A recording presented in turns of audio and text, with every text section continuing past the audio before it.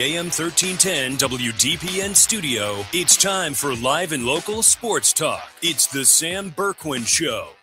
I'm ready. Give the show a call at 330-821-1310. Good call, meatball. Watch the Sam Bourquin Show on the AM1310 Facebook page, the Q92 YouTube page, and on X. This is the Sam Bourquin Show on AM1310 WDPN. And a 6'9" forward from St. Vincent, St. Mary High School. Number 23, LeBron James. The last 2 years, but he has absolutely found his rhythm tonight. Kenny Atkinson will take it. They're going to need him. James turns it over. Mitchell with the flush. Struggle with his dribble. And there's Tomlin. Tomahawk. On the review. Oh, the Blue Jackets go back on top. Monahan beating Fedor. 4-3. A little cannon last night in Columbus. A lot of threes and dunks up in Cleveland last night. Mount Union gets back on track. Bill Belichick gets the snub. And was that LeBron James' last game in Cleveland? Who knows? Welcome into the Sam Bourquin Show, everybody. Good to be with you here on AM 1310 WDPN. Sam Bourquin here, Ryan Rainsberg on the other side of the glass. Good to see everybody popping in on our YouTube channel right now at Q92 Radio. Of course, good afternoon to all of you listening on the terrestrial radio at AM 1310 WDPN, whether you're at home, in your car. We certainly appreciate that. We welcome you in. Thanks to those joining us on the WDPN Facebook page, the Twitter page, and our X page as well. How we doing, everybody? It is another brutal... Hey, have you heard this before? It's another brutal day in Northeast Ohio. My goodness. Welcome in, everybody. I know, kids. I know. As soon as the school closings come in, we'll read them to you. Be patient because you're probably going to be off tomorrow. Holy cow. When will everybody go back to school again? We'll find out. I never had a whole week off of school because of snow. That's crazy. I didn't either. The most we ever had, I think, was, I want to say 3. Yeah, maybe 3 days. That might, 2 or 3. And we found out, see, back when I was in school, I'm not sure how it was when you were, but we usually didn't find out until 6:15 in the morning. Oh, yeah. Whether we had school or not. Absolutely. There were those cherished times in our lives where there was a couple of occasions where it was so bad because of the snow and or cold that we would find out at like 5 or 5:30 in the afternoon before the next day. And that was like, oh, that was great. The next day was Christmas after you that. could plan out how late you were going to stay up, sleep in. You could maybe get together with some friends, if the weather wasn't too bad. That was great. That was, again, there was far and few between there. The kids now, they're going to want to know whether they have school or not by like 4 o'clock in the afternoon the day before. And they're not going to be happy with just a snow day. Now it's going to have to be a whole week. Or 3 or 4 days a week they don't want to go to school. This is not the norm. This is crazy. And I don't know if you've looked at this, anyone, but it looks like there could be a possibility for another major heavy snowstorm, snowfall here in like somewhere around a Groundhog Day or a couple of days after. So I'm not sounding the alarms or anything there, but that's out there. And some of the folks that were calling for the big beast storm that we got over the weekend are the same that are calling for this again. So we'll see. But I do know one thing. It is bitterly cold, and it's going to be bitterly cold the entire weekend. So if you're out and about, please be careful, bundle up, make sure you're warm, and got some warm clothes on. I sound like the parents. Get your hat on, put your gloves on, wrap your scarf around your neck, make sure you're staying warm. But do that because it is really cold outside, and we want everybody to be okay. All right, telephone lines are open, 330-821-1310. 1310. That's 330-821-1310. You want to get in early today. I got a feeling the phones are going to be busy. I just woke up today and I said, today's going to be a busy day at the ranch. A lot of people are going to be calling. They're going to be texting. They're going to be commenting. I got a feeling today with all the stuff that we're going to get into. So make sure you get that phone number in, put it in your pocket, put it in your phone, 330-821-1310. Coming up on the show today, Mike Fuline, head basketball coach of the Mount Union Purple Raiders at 3:35. Hey, we're back on track last night. 92-71, Mount Union takes care of Marietta. Largest crowd of the season last night, over 1,800 at the Mack Center, and the Purple Raiders put on a show. Dante Collier put on a show. We'll talk to Coach Fuline at 3:35 today. Mount's got a big game Saturday at Otterbein at 1 p.m. Ben Axelrod at Awful Announcing is going to be joining us today at 4:10. We'll talk about the Browns hiring of Todd Monken. We'll talk about the snub of Bill Belichick on being a first ballot Hall of Famer, and we'll talk a little Super Bowl as well. New head football coach at St. Thomas Aquinas High School, Isaiah Robinson, will join us on the show today.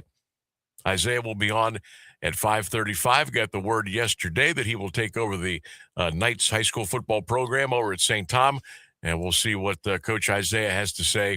It'll be a challenge. I'm sure he knows the challenges, but maybe he's the guy that can turn it around. He'll join us today at 5:35. Also, on this day in sports history, we've got our 3-question Thursday quiz. Cannot wait to get into that.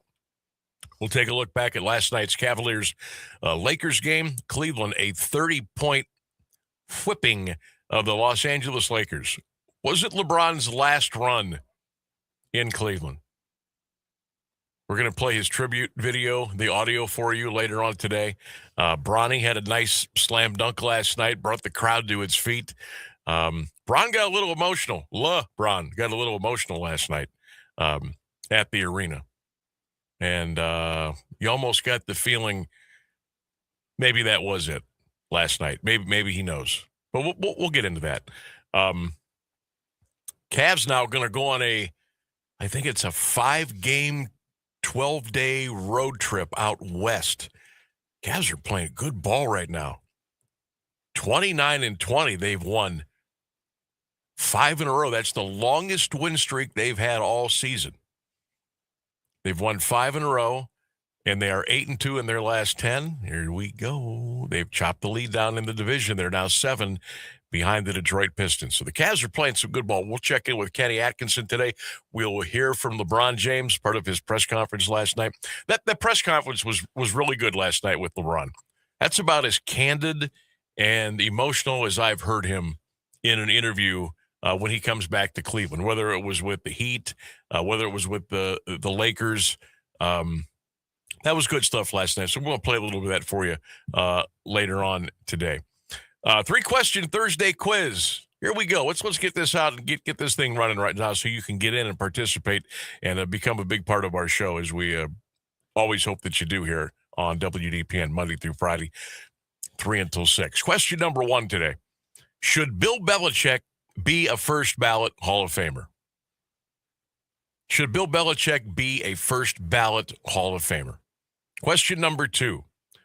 Who is on your Mount Rushmore of Cleveland sports? Now, I limited it to 3. I know Mount Rushmore has 4.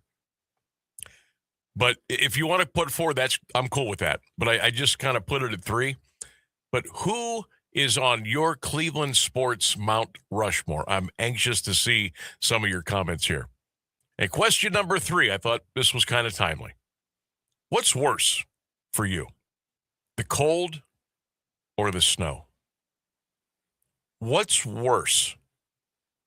That's our 3-question Thursday quiz. Number 1, should Bill Belichick be a first ballot Hall of Famer? Question 2, who's on your Mount Rushmore of Cleveland sports? If you can keep it to 3, great. If you want to go over, that's fine. And at question number 3, what's worse? Is it the snow or the cold? 330-821-1310. You can text your answers in as well at 330-924-7088. And you can drop your comments on our Q92 Radio YouTube channel. Anxious to see your answers today on all three of these. I think this is going to be fun.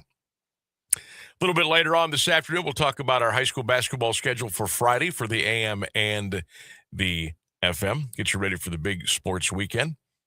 We got Sammy B's best bets. That's right. Best bets today. I woke up. I said, you know what? We're going to go 2 today. We're going to double it up. You can make them single plays.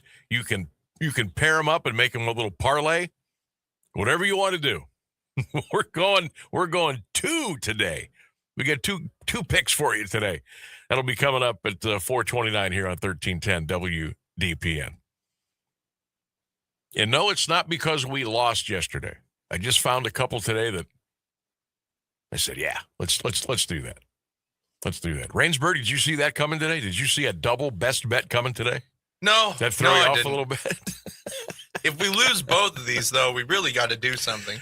Well, we're 3 out of our last 5, so that's decent. Now I'm not going to talk about the 9 days before that, but yeah, if we blow 2 tonight, might have to retire the segment. It's going to take Friday off after that. And I don't really want to do that. I don't want to retire the segment. But we'll see. We'll get back at it. So we want you to tune in for that. All right. Coming up on 22 minutes after the hour. Wanted to kind of set the table there for you as we open things up. Lots to get into today. Cavs, Lakers, LeBron, Monken, Purple Raiders back on track. Bill Belichick got snubbed. St. Thomas has a new head football coach. We got our 3-question Thursday. We are off and rolling here on the Sam Bourquin Show. AM 1310 WDPN. Stay with us, everybody. Of all the ways to get ahead in life, we're one of them. And we're legal. The John Tesh Radio Show. I'm John Tesh, and we couldn't be happier about bringing you intelligence for your life every day. We have a room full of researchers gathering the information and ideas you need to make your life simpler and better, and to make you the smartest person in the room. You're just trying to be better. We're just trying to help. The John Tesh Radio Show. Join me for music and intelligence for your life, 10 to 3, Monday through Saturday, only on AM 1310 WDPN. It's intelligence for your life. Dad's gonna be far side, good. What should I do with my dress? Do the wiggles. Slate's coming in. What does it feel like when you're down or having a bad day? It feels sad, like you just don't want to do anything. All my little emotions in my head is just running crazy. I don't know what to do. As a teacher or coach, do you ever feel overwhelmed supporting kids' mental health? I had never experienced players being so down that they can't even participate. You're just in tears in the huddle. I didn't know what to do. Teachers need tons of help. Kids Mental Health Foundation offers educational materials to help guide conversations with our students. It's so important that we are constantly educating ourselves. It's the same as the CPR class to me. We're trying to save a life here. The Kids Mental Health Foundation has free tools and information developed by experts because kids' mental health starts with all of us. Scan the QR code or check out kidsmentalhealthfoundation.org to get started. It's back.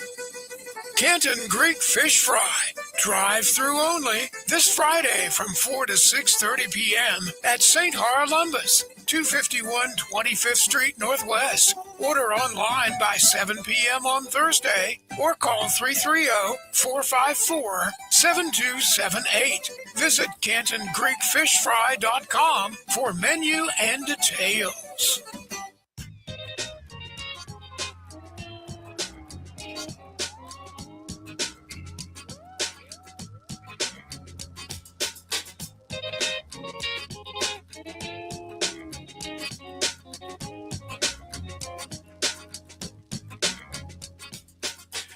We are back here on the Sam Bourquin Show, AM 1310 WDPN. All right, kids, there's hope. I know this is a little bit out of our area, radio-wise, but social media-wise and just our reach, the tentacles are growing each and every day.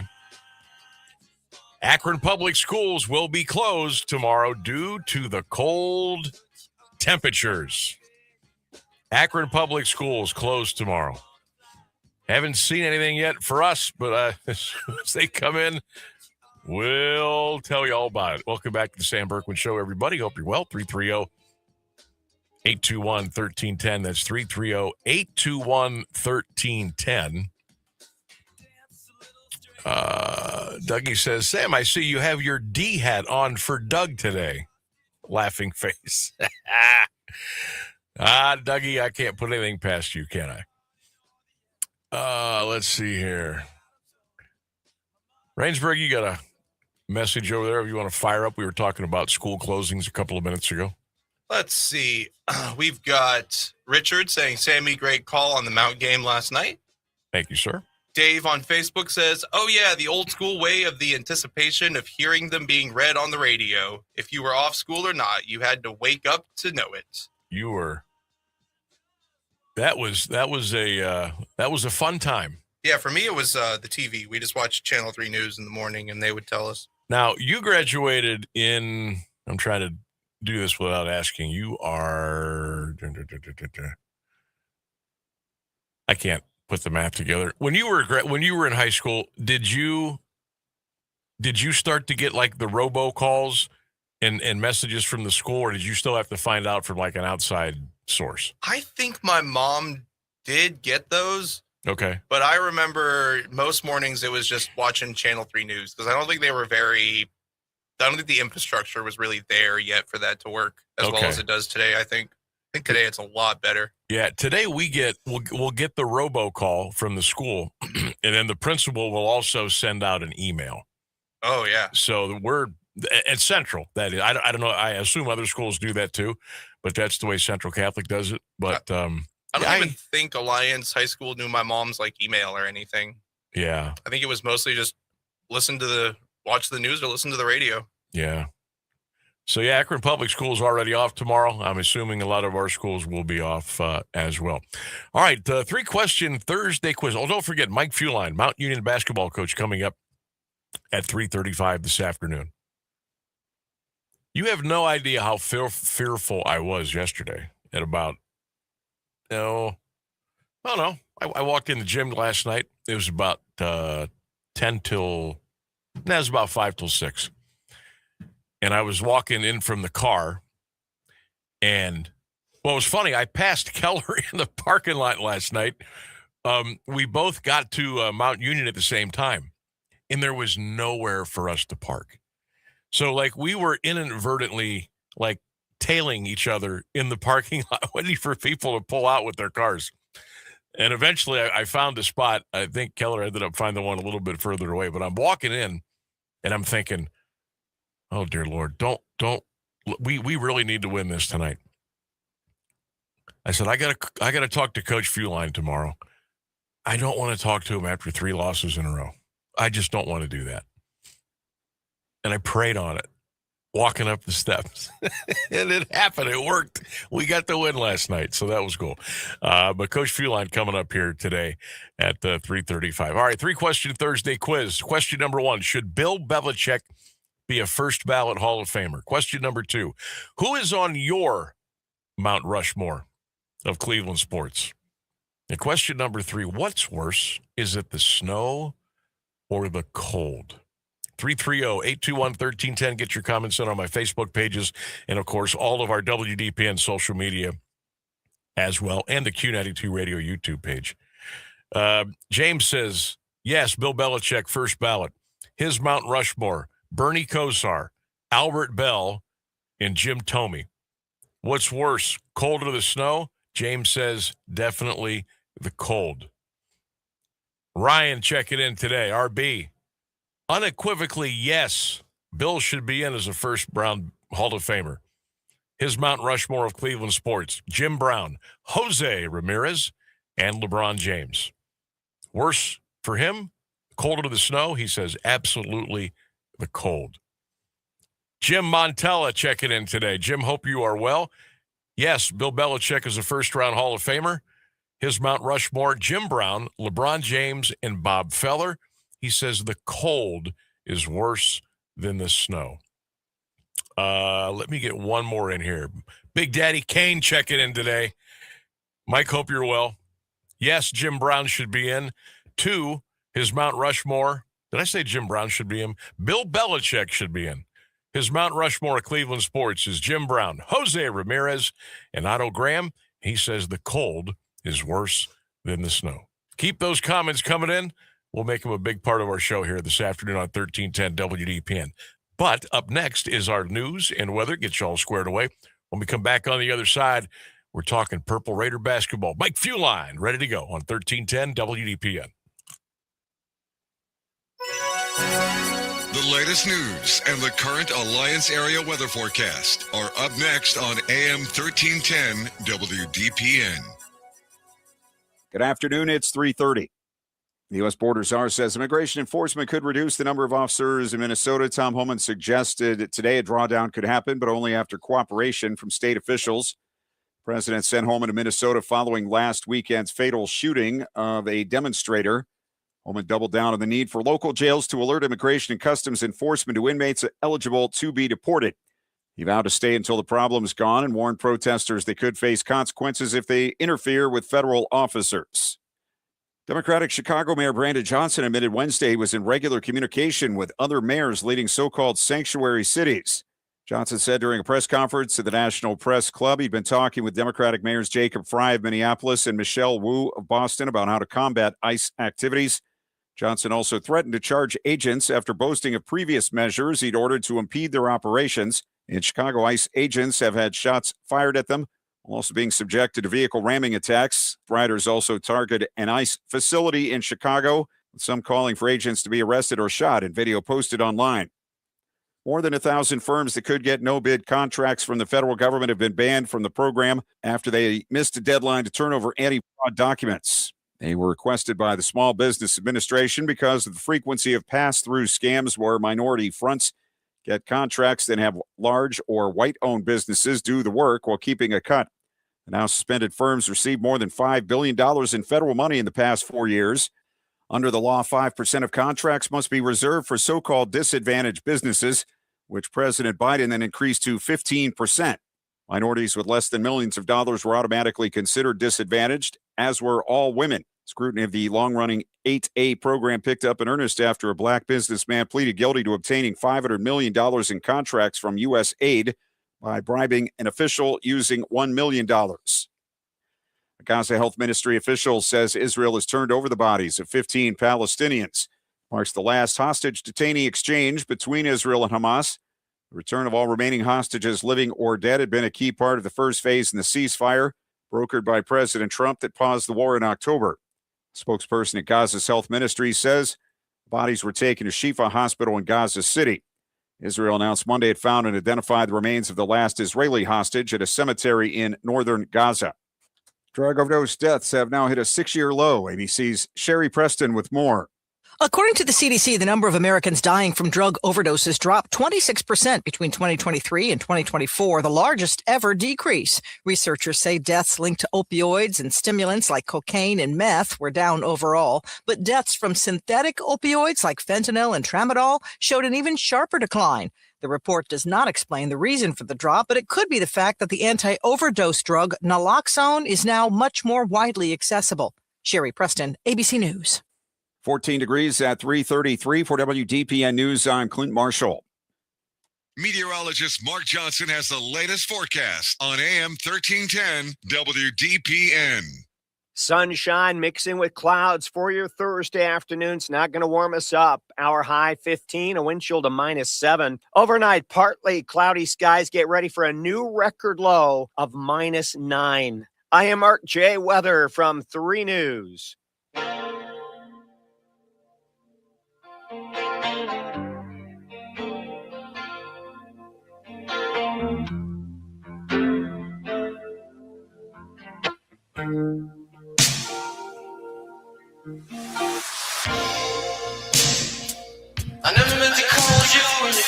Oh, little purple rain to bring us back in. AM 1310 WDPN, the Sam Bourquin Show. You heard Mark Johnson, our staff meteorologist. We're going to get down to -9, -10 tonight. That's just the temperature. That doesn't include the wind chill. Hit us with a cold water, literally. What did we do to deserve all this nonsense. We got like 2 or 3 easy winters. Oh, that's right. We had no winner for the last 3 years. Yeah. Boy, we're paying for it. We are getting paid back. There's no question about it. All right, last night we were at the Mac Center. Over 1,800 in attendance last night. The old place was rocking, and we had a good time. Mount Union Purple Raiders taking care of business over Marietta, 92-71. Let's bring in the head basketball coach of the Purple Raiders, Mike Fuline, to the Sam Bourquin Show on this Thursday afternoon. Coach Mike, how are we doing today? I'm good, Sammy. I'm a lot better when shots go in. I could tell you that. Right? Isn't that something? The shots go in, you win. I mean, crazy. I was sharing the story with the listeners as I was driving around the parking lot last night for an hour trying to find a parking spot because of all the snow, and I eventually made my own. And I was walking up the steps, and I said, "Dear Lord, please let Mount Union win tonight, because I have to talk to Coach Fuline tomorrow at 3:35, and I don't want to do it on 3 losses in a row. Please." I know.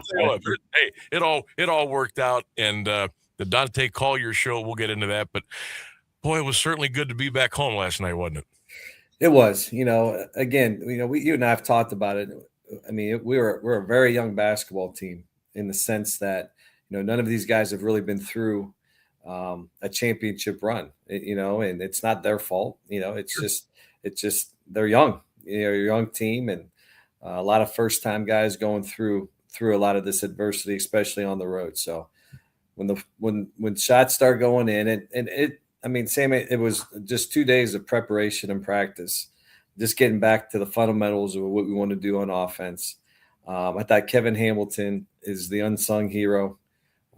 He spent a lot of time with our assistant, Jeffrey Mansfield, just looking at some old point guards in the past and just, showing him how much he can do, especially on the pass, and when the ball goes in, a lot of that reason is because you're just getting better shots and the ball's moving. But for him to have 12 assists last night was something that we desperately needed. And now we just have to carry that over. That can't be just a one game deal. That's the only way our program works, man, especially offensively, is we have to share the basketball. And he is tremendous at doing that. Has a double-double, was 2 assists shy of the record. So hopefully we can continue doing that. Well, you're right about, just hitting shots. Last night, you guys were 14 of 33 behind the arc, 36 of 70 from the floor. That's over 51%. And when you do that, you're going to win. You barely got to the free throw line last night. You talked about all the assists with Kevin and some other guys. And I really love, there was a couple points in the game last night where we got to the first media timeout, and maybe the first 90 seconds coming out of there, things were a little wonky. And then it just kind of came together. What do you credit that to? Defense. I think, I looked up there, they had 11 points, and, it was just, we were kind of in a daze. I think we were still a little foggy from the last 2 games and just kind of seeing what was going to happen. And, then once we settled down defensively and rebounded the basketball, I thought our bench again came in and did a tremendous job. And then once Dante started making some shots, I'll be honest with you, he had a bad turnover and a bad missed rebound. So I was subbing him out, and Eli's at the table, and he hit a 3. So I looked at Eli, and we just know Dante, and I told him, come back and sit down, man. And then he proceeded to hit quite a few more. So almost a major coaching blunder on my part. But truthfully, for us, it's when we defend. We even guarded our butts off against Northern. We just couldn't make a shot. It kept us in the game forever. And eventually you're like, all right, something's got to go here. And missing layups. And Eli was the only guy. We were 2 of 22 from 3, and Eli was the one that hit the 2-3. So during the course of a season, you're going to go through streaks like that. Being at home was a big help. But now we got to go back on the road for 2 more, right. So it doesn't get any easier. Mike Fuline is our guest, the outstanding head basketball coach at Mount Union, joining us here on the show. 1310 WDPN. Raiders 92, Marietta 71 last night at the MAC. And Coach, over 1,800 last night. The students were there. They were into it on a cold night, man. That was great to see that place come alive. And obviously your guys fed off it like they usually do. And you talk about stacking wins, keeping the momentum. You mentioned you got to go back on the road for 2 more. How do you, maybe in some kind of a different way, keep that momentum, kind of pull that with you down to Westerville on Saturday? It starts today. Tonight we'll have a really good practice. Watch a bunch of film, and then we're going to get after it a little bit today, more so than most Thursdays. Okay. Just because there's so much to go over. They're such a really good team. They're in first place right now.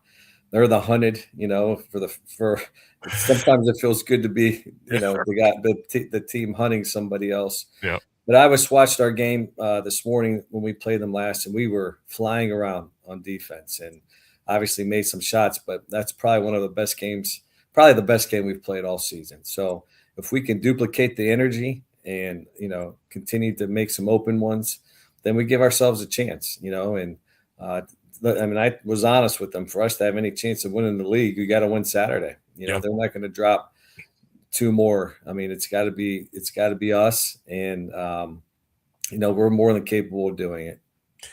I was really happy for Chance last night. I know he struggled the last couple of games from the floor.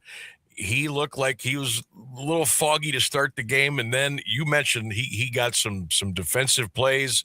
He got some open court runs. He got people involved. He hit a couple of shots, and then that big Chance Case and Heiger's smile popped out. I looked at Ryan Keller and said, "We're good. We're good right now." Yeah, it's funny because he came in there. We're having a good talk.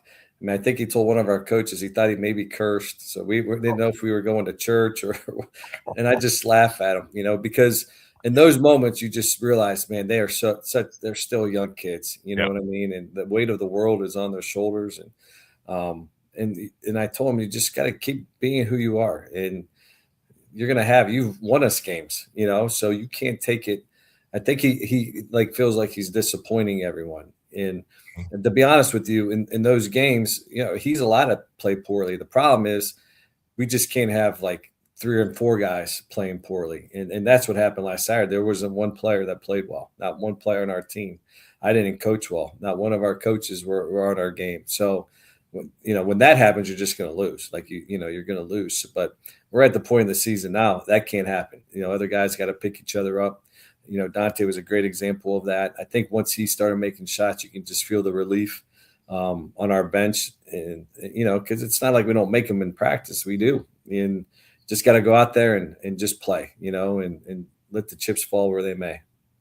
I know coaches are very careful to say, okay, we got this one. It's usually when 000s are on the clock. But when I saw that 3-pointer go in off the glass at the end of the first half to give you a 49-30 lead, did you maybe think that was going to turn out to be a good night for you? No, not for 1 second, buddy. Not for 1 second.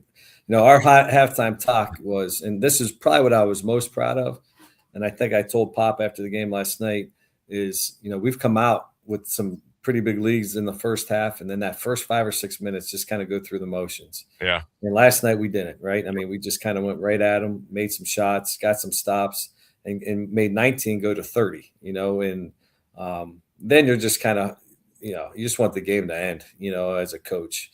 The kids don't. They want to keep scoring and playing and things like that. I just want to get out of there, man. So, but it was good to play everyone. A lot of those guys deserve a ton of minutes. I thought, Big Sean came in and did a great job as usual. And the same as Jarek Taylor came in and got some key blocks, and runouts for us. So just a great team win and something we desperately needed. No doubt. Of course, lots of stuff on the line Saturday, and also moving forward, big picture, small picture, quick picture. It's all kind of hanging out there for you. The trip down Saturday to take on Otterbein, you mentioned the first game that you played against this club. Has this been something like in the making for them? Was this a little bit out of nowhere? What were your overall thoughts on Otterbein's program right now? No, very well coached. Every time we played them, It's been a battle. Andy does it. He's one of the best young coaches. I don't even know how much young. He's been there for about 7 years now, I think. But he gets it. He knows the pieces that it takes to win a championship. And they're clicking. I mean, Sam, since we beat them in early December, they haven't lost. And they're beating everybody by double digits. So there hasn't even been any close games. So it's just going to be a battle at their place. It's going to take a complete effort. They don't beat themselves. They don't turn the ball over. They take great shots. They rebound the basketball. They'll change up their defense quite a bit as well. So we got our hands full. But, when you watch your team play, a month ago versus them, when you just sit back in this dark room and watch it, then, you're like, all right, we can do this. We've shown that we can do it. But it's going to take a full effort from everybody. How far along you have brought this program along with your staff and the kids and everybody's involved.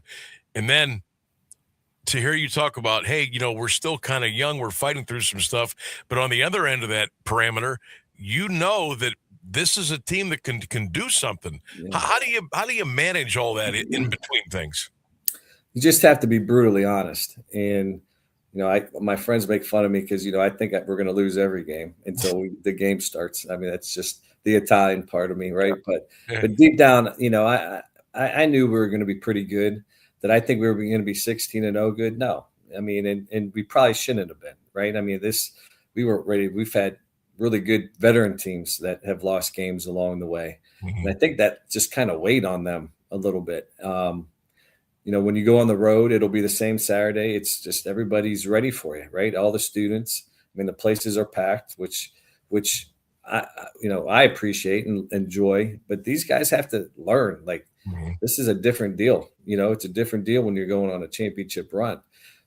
So I think I asked them on Monday, like, if I told you after 18 games we'd be 16-2, would we all be okay with that? And we all kind of looked at each other and said, probably. All right, well, we won 16 in a row, we lost 2. Like, you can't switch that up. You can't apologize. We're not going to try to lose games to make it feel better, So it's just kind of how it laid out, right? I mean, you get to 4th in the country. Deep down in your gut, you're like, we're probably not the 4th best team in the country yet. There's always a chance for that to happen as we go. Sure. And then I think it just settles everybody down. Like, everybody just settle down and just try to win as many games as we possibly can. And just truthfully, we always want to win the league. That's always our first goal, and then we want to win a tournament championship. That's always the second goal. But the biggest goal in our program now is to make the tournament. We want to be able to make a tournament, get a good enough seed, or maybe we can host, or not have to match up against any big dogs early on. Sure. So they don't. They don't grasp all those things. And as coaches, we understand like how every win is so important. Every win is just important. Well, we won a lot early on. We go 9-0 in the non-league. Now you just gotta keep getting better. I mean, the one thing about our program that I'm proud of, majority of the years, we do start to get better and peak at the right time. And I'm hoping that that's the case with these guys. Well, if that's the course that it goes, then you'll have a real nice season, not only in the next few weeks, but maybe on down the road. Mount Union at Otterbein, Saturday, 1 p.m. down in Westerville. Love to see a lot of Raider fans down there Saturday. That is going to be a huge game, OAC and other ramifications moving forward. All right, Coach, it's Thursday. You ready? I'm ready, man.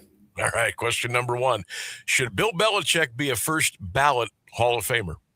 Sammy, honestly, I'm being very serious. It's almost a little depressing, being from Stark County. We have so much pride, in the Hall of Fame and the people that run it. And it's just, I know it's not anybody's fault over there, but it just gives it a black eye, man. It's just, it's brutal to even think that that's not going to happen. I hope they change it. I mean, just for the integrity of the Hall. But very disappointing. Very disappointing. I about fell off my chair when I saw that yesterday. Question number 2, Coach Fuline. Who is on your Mount Rushmore of Cleveland sports? Wow. That's a good one. You got to put LeBron on there, right? Okay. He gave us our first championship. I mean, Bernie Kosar will always be my favorite. You know, he'll be the icon. I was a teenager watching him win us a bunch of games. Kyrie Irving is one of my favorite players of all time, and then my favorite Cleveland Indian ever, Kenny Lofton, baby. Hey, Love. All right. That was my Kenny guy. Lofton. That's a good Mount Rushmore right there. Yeah. That's really good. All right. Now to the depressing question. Number 3. What's worse, Coach, the cold or the snow? Oh, the cold. I mean, this has been brutal, man, you know, and I feel bad for some of these high school teams that now have to kind of make up some games and try to figure it all out. But it's cold. I think by the time we get on the bus in the morning to go to Columbus, I think we saw it's like -9 degrees. So, we'll be bundled up and ready to go. And hopefully everyone, stays safe. But it needs to go. Like you said, I heard you earlier, we've been blessed not to have many bad winters here. So right. It's been a bad one. It's been a bad one. I got to ask you, what would the young whippersnapper Mike Fuline do with 5 consecutive days off from school? I don't listen. I mean, we've run out of things to do. We didn't have phones or anything like this. Probably play a little Nintendo, and go to a buddy's house. I have no idea. We try to probably break into the school, but back then, we were allowed to get in, right? We were allowed to go in and shoot around and lift and do all those types of things. But I don't ever remember, I sound like the old guy now, but I mean, back in the day, buddy, you weren't getting called off 5 days in a row, man. We were lucky if we had 2 in a row off. Yeah. Now these kids, they expect a week off and they want to know 24 hours beforehand. Yes. I mean, trust me, I live with some of those kids and a wife who's a teacher. So they're glued to the whole deal. I have a certain pregame on game days, and usually that's in an empty house, but Sammy, it was not empty yesterday. So we just need that weather to break. We'll just leave it at that. I can't wait. Coach, always appreciate your time. Congrats on a nice win last night at home. Safe travels to Westerville, and let's go down there and get a dub. What do you say? You got it, brother. I appreciate it, man. You got it. Mike Fuline, there he goes, the head basketball coach of the Purple Raiders of the University of Mount Union. Good times last night at the Mack Center. Hopefully we can keep it rolling. 3:52 is our time. We'll step out. We'll take a break. It's the Sam Bourquin Show on AM1310 WDPN. Phone lines are open. Let's go. 330-821-1310. We'll be back. Do you have trouble getting in and out of the bathtub? Are you afraid you'll slip and fall entering or exiting a tub? Safe Step walk-in tubs can transform your bathtub from an area of concern to a calming refuge. Call them today at 1-800-498-2098 and save $1,600. Safe Step walk-in tubs and showers are proudly made in Tennessee and offer an ultra-low step-in, avoiding that difficult climb over a traditional bathtub wall. They also offer a variety of therapeutic benefits that may help soothe your aching muscles and joints, increasing your mobility, boosting your energy, and improving your sleep. Safe Step walk-in tubs are designed to easily fit your existing tub space and are often installed in as little as 1 day. Just dial 1-800-498-2098 today to save $1,600 and receive a free shower package. That's 1-800-498-2098 for a free no-obligation consultation and to save $1,600. Safe Step walk-in tubs. Safety never felt so good. High school basketball is on AM 1310 WDPN all season long. Brought to you by SARTA. I'm Christian Bigglesworth, calling boys and girls action from around the Eastern Buckeye Conference, the Alliance Aviators, the Marlington Dukes, and the West Branch Warriors. And this year, listen live and free on the AM 1310 WDPN Facebook and X pages and the Q92 YouTube channel. High school basketball, powered by SARTA on AM 1310 WDPN. And we're live here outside the Perez family home, just waiting for and there they go. Almost on time this morning. Mom is coming out the front door strong with a double-arm kid carry. Looks like Dad has the bags. Daughter is bringing up the rear. Oh, but the diaper bag wasn't closed. Diapers and toys are everywhere. Ooh, but Mom has just nailed the perfect car seat buckle for the toddler. And now the eldest daughter, who looks to be about 9 or 10, has secured herself in the booster seat. Dad zips the bag closed, and they're off. But looks like Mom doesn't realize her coffee cup is still on the roof of the car. And there it goes. Oh, that's a shame. That mug was a fam favorite. Don't sweat the small stuff. Just nail the big stuff, like making sure your kids are buckled correctly in the right seat for their age and size. Learn more at nhtsa.gov/the right seat. Visit nhtsa.gov/the right seat. Brought to you by NHTSA and the Ad Council.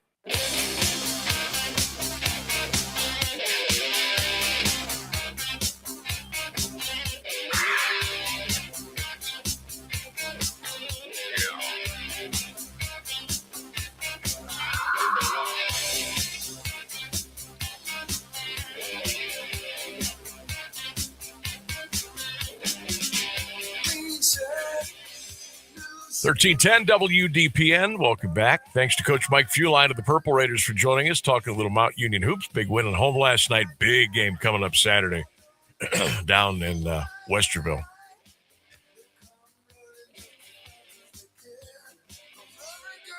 Phone lines open, 330-821-1310. That's 330-821-1310. Three-question Thursday today. Number one, should Bill Belichick be a first ballot Hall of Famer? Question two, who is on your Mount Rushmore of Cleveland sports? And question number three, what's worse, in your opinion? What's worse, the cold or the snow? Drop your comments on my Facebook pages, and of course, you can drop your comments on the Q92 Radio YouTube channel and the chat as well. Or you can give us a ring at 330-821-1310. Let's see here. Ray says, yes, Bill Belichick should be a first-round Hall of Famer, first ballot. His Mount Rushmore, Jim Brown, Jose Ramirez, and Bob Feller. Ed says, yes, Belichick should be in first ballot. His Mount Rushmore of Cleveland sports, Albert Bell, Bernie Kosar, and Mark Price. That's pretty strong right there. Jim Baumgartner checking in, says, yes, Bill Belichick, first ballot. Jim Brown, Paul Brown, Jim Tomey on his Cleveland Mount Rushmore. What's worse? He says the snow. I despise it. Dan checking in, Dan Weaver says, Bill Belichick should not be a first ballot Hall of Famer. Whoa. His Mount Rushmore of Cleveland sports, LeBron, Jim Tomey, and Jim Brown. He says the cold is worse than the snow. How about Billy Manos checking in? The legendary DJ for decades in our area. Bill, hope you're well. He says his Mount Rushmore of Cleveland sports, Jim Brown, Bob Feller, and Louis Sockalexis. Without him, we never would have had the Indians. He'd rather have the cold than the snow. Do one more here. Wayne checks in. Yes, Bill Belichick, first ballot Hall of Famer. His Mount Rushmore, Jim Brown, Bob Feller, and Austin Carr. He says the cold is worse than the snow. Get them in. 330-821-1310. Drop your comments on our social media platforms. It is a three-question Thursday here on the Sam Bourquin Show.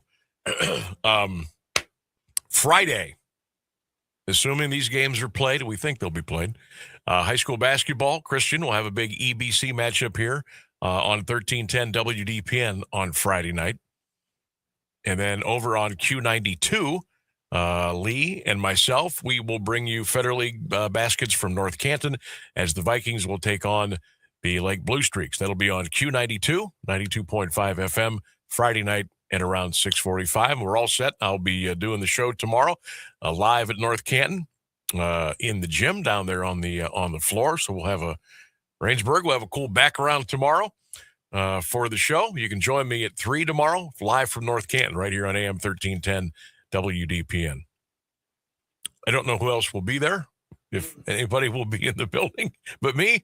I know Mr. Larry Kennard will be there, the athletic director, but if schools are closed tomorrow, it might be pretty lonely, but we'll see. But we're looking forward to that tomorrow. Friday night hoops, 1310 WDPN, and of course Q92.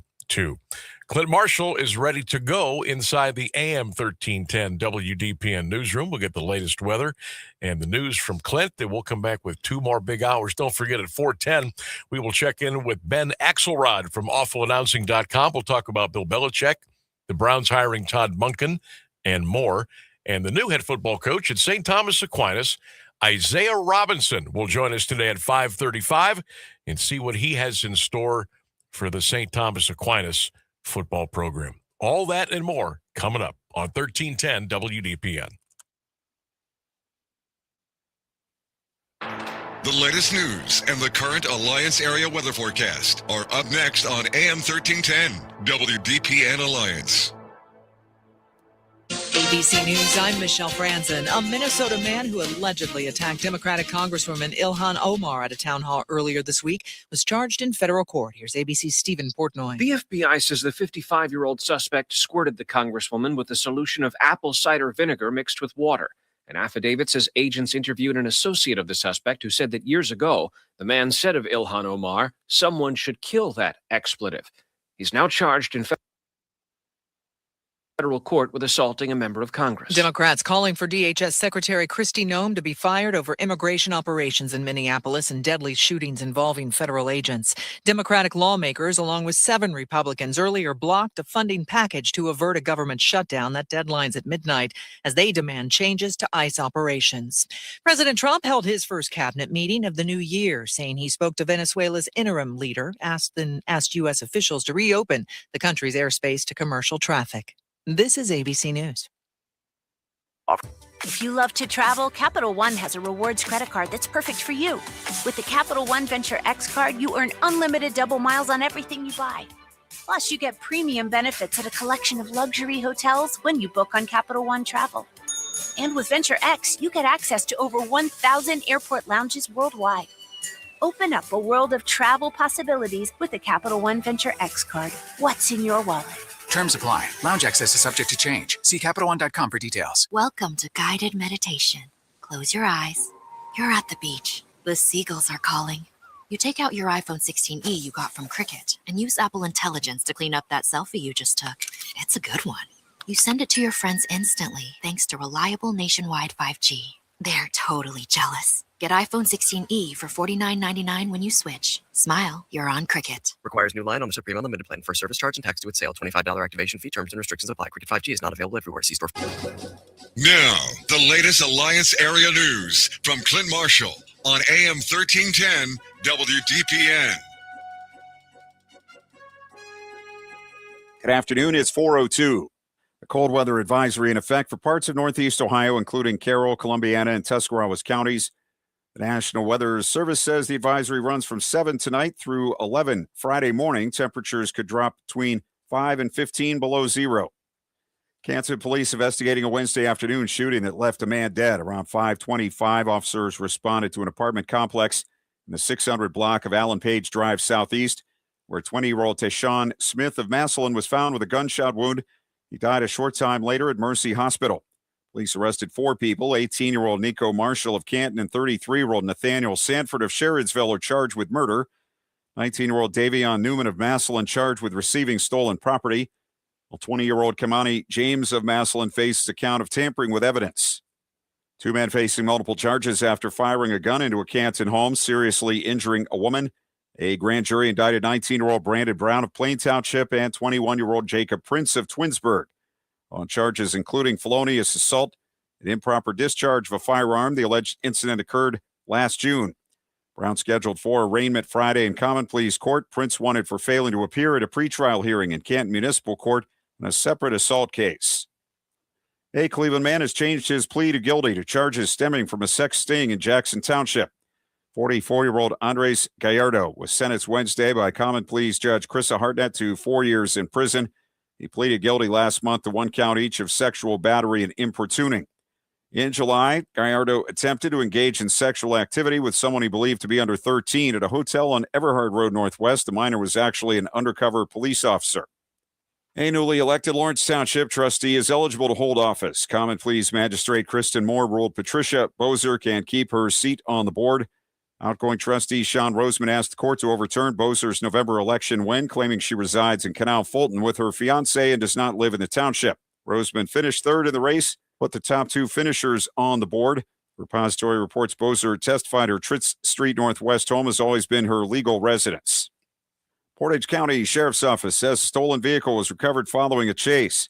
Deputies received a report of a stolen car on Bridge Street in Ravenna Township January 17th. Motorist later reported a reckless vehicle on Route 14.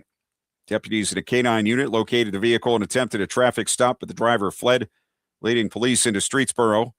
The suspect surrendered. 43-year-old Jamie Peer of Atwater Township faces multiple charges, including vehicle theft and OVI. The aggravated murder trial of William Long of Lisbon still set to begin Tuesday morning in Columbiana County Common Pleas Court. Judge denied a defense request to reconsider a motion seeking truck registration data from the Ohio Bureau of Motor Vehicles, ruling it was not relevant to the case. Judge Megan Bickerton did approve a defense request for the jury to view a route leading to the victim's Cary Road home in Butler Township. Long is accused of killing his ex-wife Michelle in 2023 and remains jailed on $1.5 million bond. Sentence handed down against the Youngstown man. State troopers say 39-year-old Chael Soto was driving a pickup that left Route 616 in Coatesville last January 25th. The truck hit a ditch and a mailbox. Soto and a 29-year-old female passenger suffered serious injuries. He had recently been released from a 7-day jail term for violating probation from a 2015 drug trafficking conviction. Soto pleaded guilty to aggravated vehicular assault and OVI. He was given a 2-year sentence. Man faces an evaluation after pleading not guilty by reason of insanity to setting multiple fires in Youngstown. 59-year-old Will Jones is charged with 14 counts of aggravated arson. Mahoning County Judge Scott Creekbaum ordered the evaluation and requested a report within 30 days. The fire set in November on Oak Hill, Woodland, and Willis Avenue's targeted homes where people were inside. All escaped, though there were minor injuries. Jones, who reportedly admitted to the fires, is in jail on $450,000 bond. Guilty plea in connection with robberies at a Newton Township park. 22-year-old Dennis Lang of the township pleaded guilty to 2 counts of robbery. WKBN-TV reports a woman used social media to arrange intimate encounters with 2 men at Foster Metro Park. The Trumbull County Sheriff's Office says each time the woman requested the man bring a firearm to the location. When the men arrived, one was robbed at gunpoint, the other was assaulted. 24-year-old Ayanna Barlow of Butler, Pennsylvania, was earlier sentenced to 6 to 7.5 years in prison. Lang will be sentenced after a background check. Department of Job and Family Services says Ohioans filed 6,853 initial unemployment claims last week, 20 more than the previous week. Just over 1,300 have been flagged for more stringent identity verification. Ohioans filed 65,361 continued unemployment claims last week, 870 less than the previous week. Ohio's unemployment rate in December was 4.5%, the national rate 4.4%. 14 degrees at 4:07. This is the local edition of WDPN News. I'm Clint Marshall. This WDPN weather is brought to you by Canterbury Villa of Alliance, where your loved ones become family. Schedule a free visit today by calling 330-821-4000. A cold high today of 15 degrees, a wind chill to -7 through the afternoon. Partly sunny, dry all day long. Overnight, get ready. A new record low, -9 by dawn. Partly cloudy all night long. I am Mark J. Weather from 3 News. Send your loved ones to a place that cares and a place that they can trust. They'll find a place that feels like home at Canterbury Villa in Alliance. They will provide the highest level of care to their residents when it comes to skilled nursing, rehabilitation, long-term care, and Alzheimer's care. At Canterbury Villa, your loved ones become family. Located on Freshley Avenue, schedule a free visit today by calling 330-821-4000 and ask for Samantha Nutter. At Canterbury Villa, they walk the talk. Live from the AM1310 WDPN studio, it's time for live and local sports talk. It's the Sam Bourquin Show. I'm ready. Give the show a call at 330-821-1310. Good call, meatball! Watch the Sam Bourquin Show on the AM1310 Facebook page, the Q92 YouTube page, and on X. This is the Sam Bourquin Show on AM1310 WDPN. And a 6'9" forward from St. Vincent, St. Mary High School. Number 23, LeBron James. The last 2 years, but he has absolutely found his rhythm tonight. Kenny Atkinson will take it. They're going to need him. James turns it over. Mitchell with the flush. Some struggle with his dribble. And there's Tomlin. Tomahawk. On the review. Oh, the Blue Jackets go back on top. Monahan beating Fedor. 4-3. Another good win for the Blue Jackets last night down at C-Bus. Cavaliers running all over the Lakers. Was it LeBron's last trip into Cleveland? The Browns and Todd Monken ready to move forward. And did Bill Belichick get snubbed as far as a first ballot ticket into the Pro Football Hall of Fame? Welcome in, everybody. The Sam Bourquin Show, AM 1310 WDPN. Hour number 2. I want to thank Mount Union head basketball coach Mike Fuline for joining us earlier in the program. Text line is open, 330-924-7088. The phone line is open today, 330-821-1310. And thanks to all who are listening and watching and participating on all of our social media platforms right now. 1310 WDPN on X, Twitter, Facebook, and the Q92 Radio YouTube channel. Keep those comments coming in. Shike, yeah. Share and like, and don't forget to subscribe to our Q92 Radio YouTube channel. All right, coming up at 5:35 today, the new head football coach at St. Thomas Aquinas High School, Isaiah Robinson, will be joining us. 4:29, Sammy B's Best Bet. And, of course, we've got our 3-question Thursday quiz. Without any further ado, let's bring on Ben Axelrod. You can check him out on all your social media platforms at Awful Announcing. He is the senior editor at Awful Announcing, and always have a great conversation with Ben no matter what the sport, no matter what's going on. We figured today was a good day because there's a lot of things happening. Ben, welcome back to the show. How you doing this afternoon, bud? 1 sec. Ben is muted. Oh, okay. There we go. I'm doing well. All right. There he is. How you doing, man? Good? I'm great. Good. Thanks for coming on today. Lots to get into. We'll start with the Browns, I guess. Todd Monken, the new head coach, they made the announcement. Your first initial reaction, Ben, I was, I guess, a little bit caught off guard. Not a lot, but just a little bit. What were your thoughts when you found out?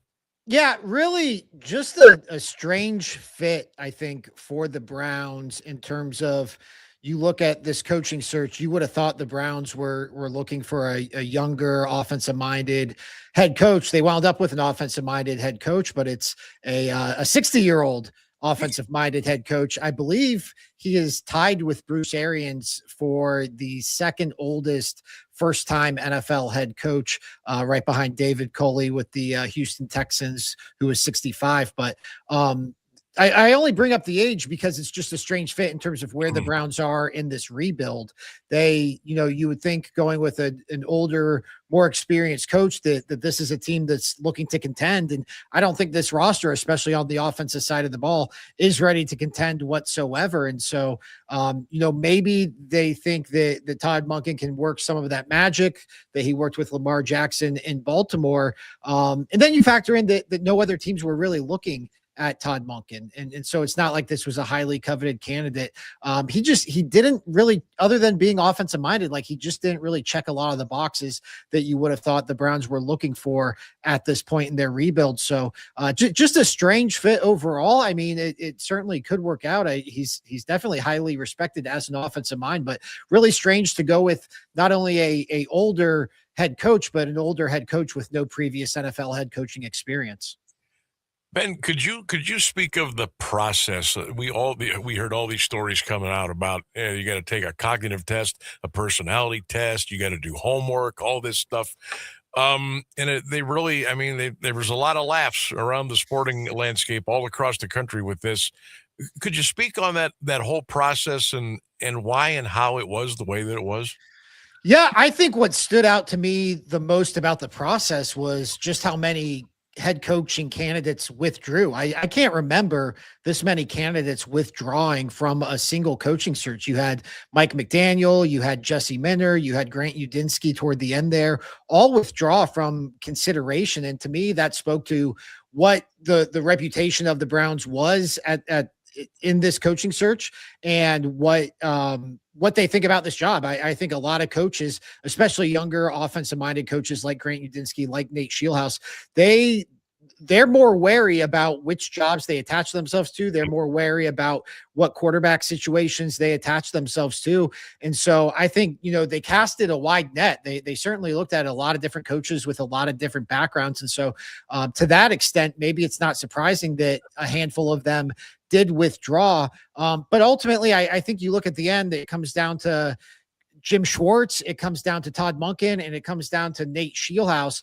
I think that kind of tells you this job was not as attractive as the Browns maybe thought it was when they fired Kevin Stefanski here nearly 4 weeks ago. I've asked a couple of other colleagues the last couple of days. My opinion is, Ben, that the Browns really didn't have a plan.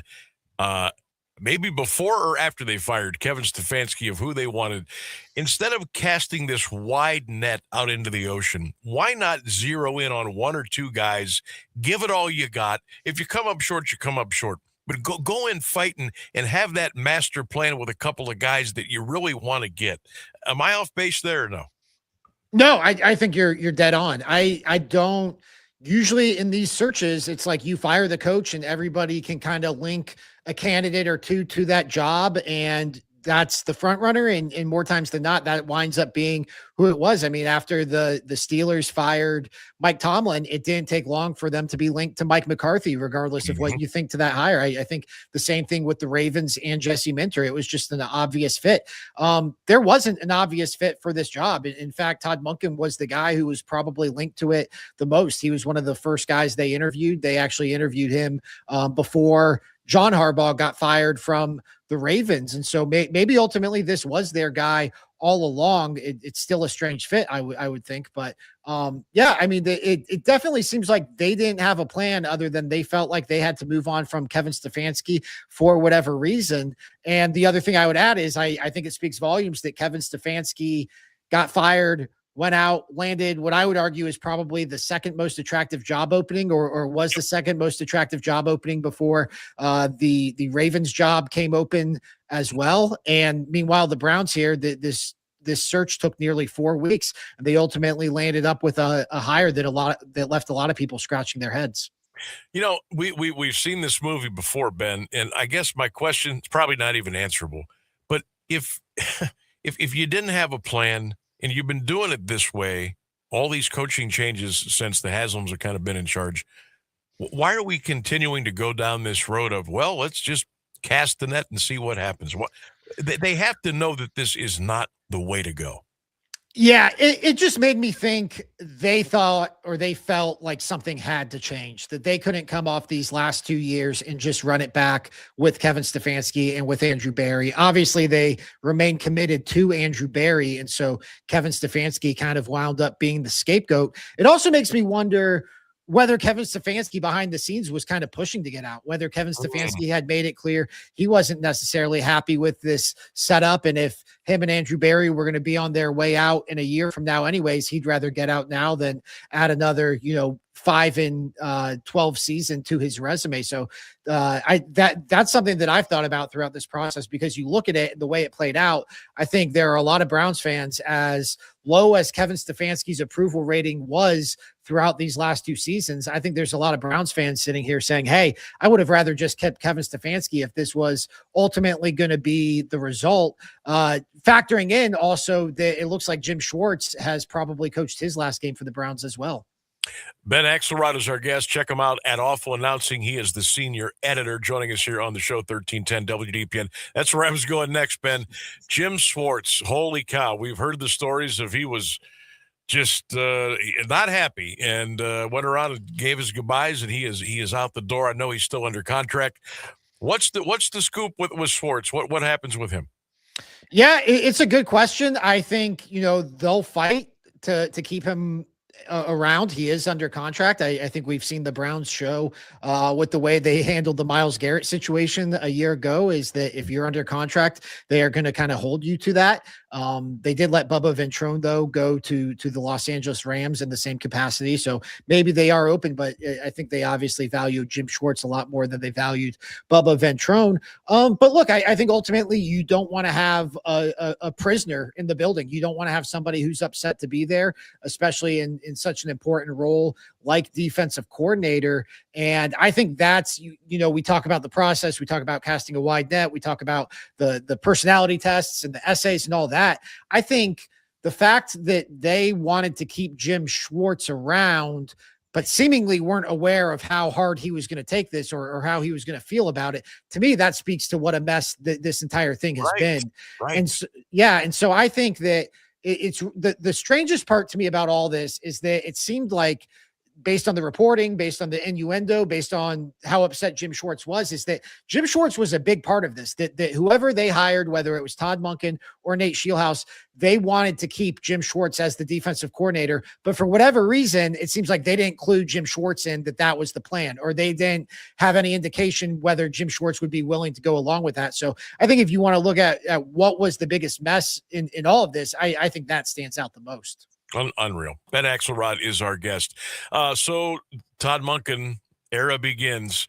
Where do you think he sits with the quarterback room right now, Ben? There's Shedeur, there's Gabriel. Deshaun is still on the roster. Will he try to push for a draft pick? Do you think he'll work with what he's got? How do you think that's going to work out?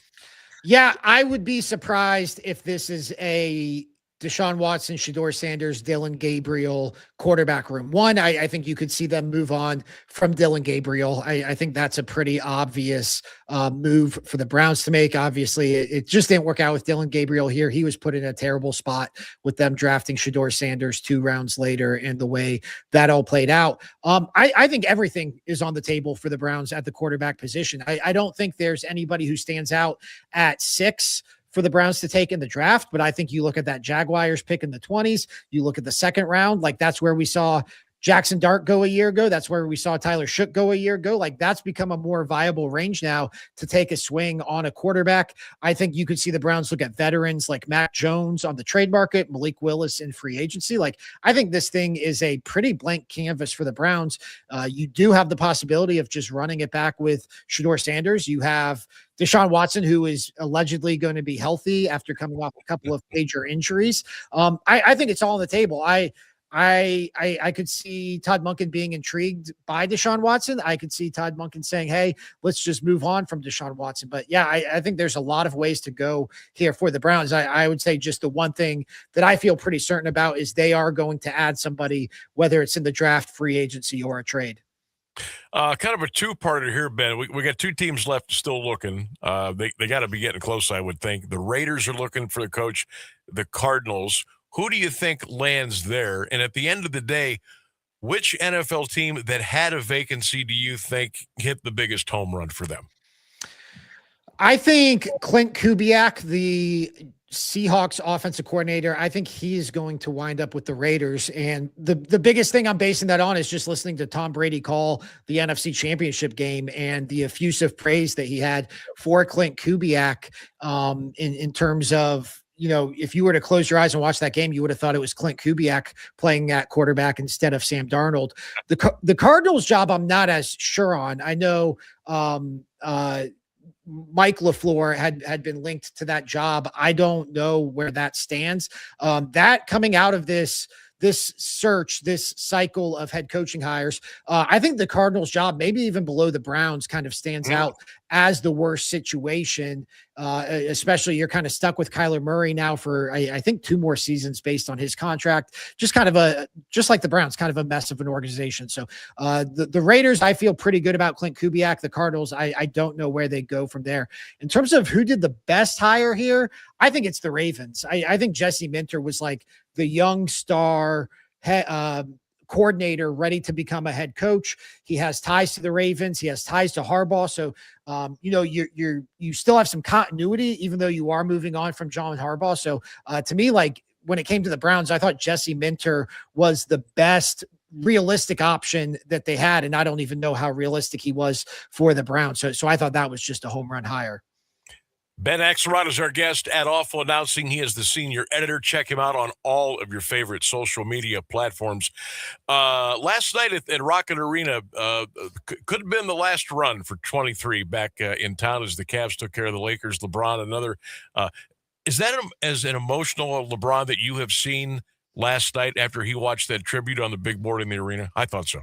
Yeah, I mean, I was there. I've been to a few of the games where the Cavs have hosted the Lakers since LeBron left in 2018. And, I remember the first time back, he was fairly emotional, and that was a big celebration. And it was kind of a big deal for Cleveland to welcome LeBron back and correct, everything that happened when he came back with the Heat the first time. And what an ugly situation that was. So I remember that 2018 game, I think it was the night before Thanksgiving too. That was pretty emotional. And then, from there, sometimes he plays it up. Sometimes he treats it like just another game.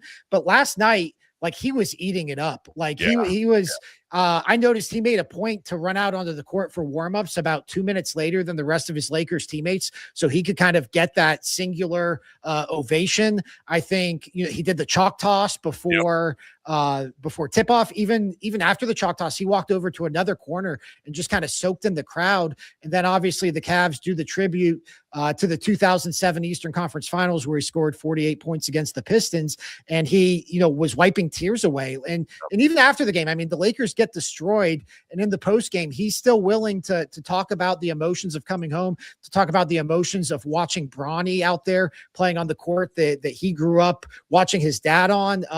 That was like, it felt like the Cavs really went for it in terms of celebrating LeBron. And it seems like LeBron really reciprocated in terms of the way he felt about the homecoming. And really, yeah, that was as emotional as I've seen him, especially just considering the circumstances of the game.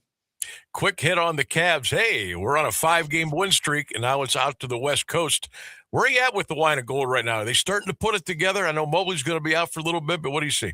Yeah, it's, they're still dealing with injuries. They're without Evan Mobley. They're without Darius Garland, but Donovan Mitchell is playing as well as he's ever played. I think you're starting to see what's really impressive is the role guys, especially Jalen Tyson stepping up. Tomlin had a nice game last night. Like this supporting cast, DeAndre Hunter, you finally got a really strong performance out of him. So I think you're starting to see the silver lining of these injuries in terms of increased roles for these role players. And now it's just going to be a matter of fitting everybody back in if or when they can get healthy. So they're definitely clicking here over the course of the last month. And I think that's the most encouraging sign, is that, obviously October, November, December didn't go the way they wanted it to go, but the fact they are still able to tread water, the fact they are still keeping their heads above water in terms of the play-in and all that, I think that's a really encouraging sign. So I just think you get to the All-Star break and then you come out of there running. But yeah, I think the story here is Jalen Tyson and that supporting cast, what they're able to provide, even with the injuries that they've been dealing with, especially to Mobley and Darius Garland.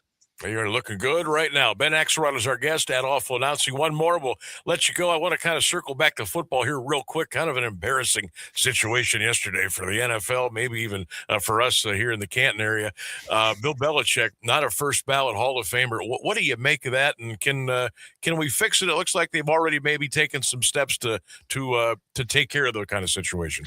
Yeah, I think it's definitely a black eye. I wouldn't even say on the Hall of Fame, but it does reflect poorly on the Hall of Fame in terms of what's the point of a Hall of Fame if Bill Belichick isn't going to be a first ballot Hall of Famer? It does seem like there were some personal biases involved, but it also seems like it's just kind of a flawed process where you have a bunch of these old timers who are about to fall off the ballot, and maybe some voters figured, hey, Belichick's getting in regardless. We've got to keep these guys on the ballot because we think they're deserving too. It just kind of seems like it was a flawed process. But the human element, whether it's media, whether it's former players, coaches, executives, I do think that kind of reared its ugly head. And so, it does make you wonder, who can you trust in these situations in terms of, putting together the Hall of Fame. It makes you think, is Tom Brady going to be a first ballot Hall of Famer? I know the process is different for players, but I do think this is a situation where,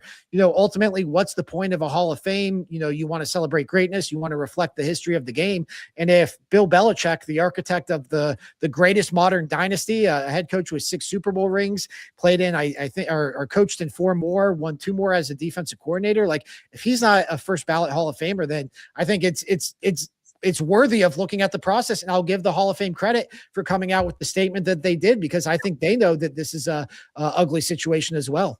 Yeah, they certainly did. I'm going to read that statement a little bit later on, but yeah, I'm glad that they took the quick steps because of what happened yesterday. Ben, always a pleasure to catch up. Knocked a lot of topics right out of the park today as usual. We'll do it again soon. Have a great weekend. Stay warm up there. Absolutely. Same to you. Thanks for having me, Sam.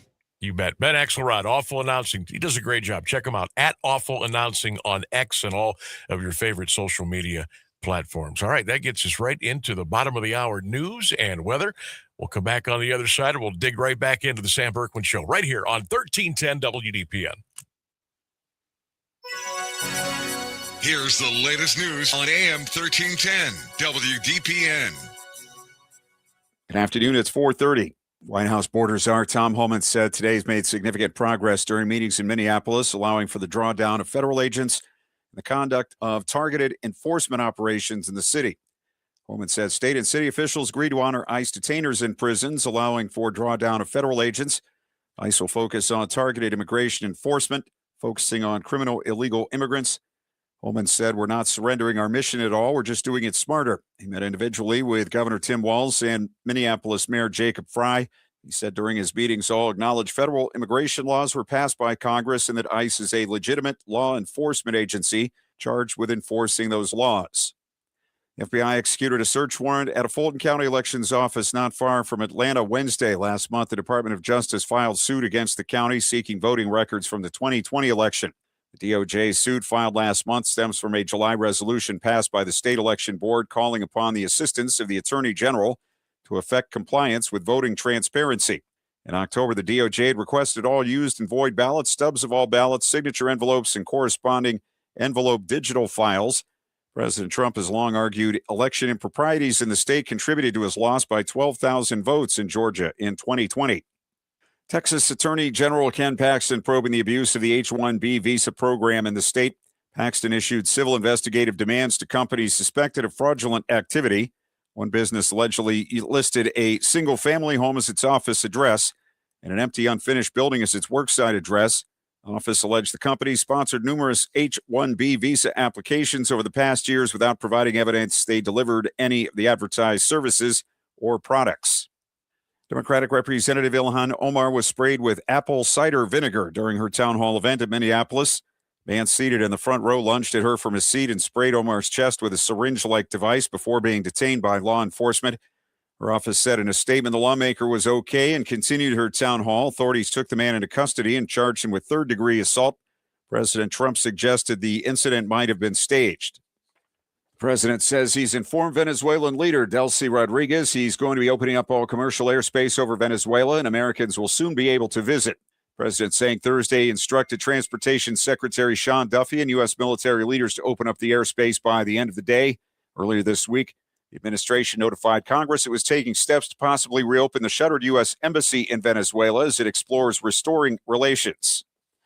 Starlink systems own Russian killer drones switching off after learning Moscow hijacked satellite technology to strike Ukrainian cities. Kyiv's defense minister, Mikhailo Fedorov, praised SpaceX president Gwynne Shotwell and Elon Musk personally for what he called a rapid, decisive response. The defense minister said within hours of reports, Russian drones equipped with Starlink connectivity were operating over Ukrainian cities. Ministry of Defense team contacted SpaceX and proposed concrete ways to resolve the issue. 13 degrees at 4:33 for WDPN News. I'm Clint Marshall. This Q92 weather is brought to you by Grove Appliance Furniture and Mattress. Local, trusted, and family-owned for 90 years. With a huge selection of appliances, furniture, and mattresses to go with unmatched customer service.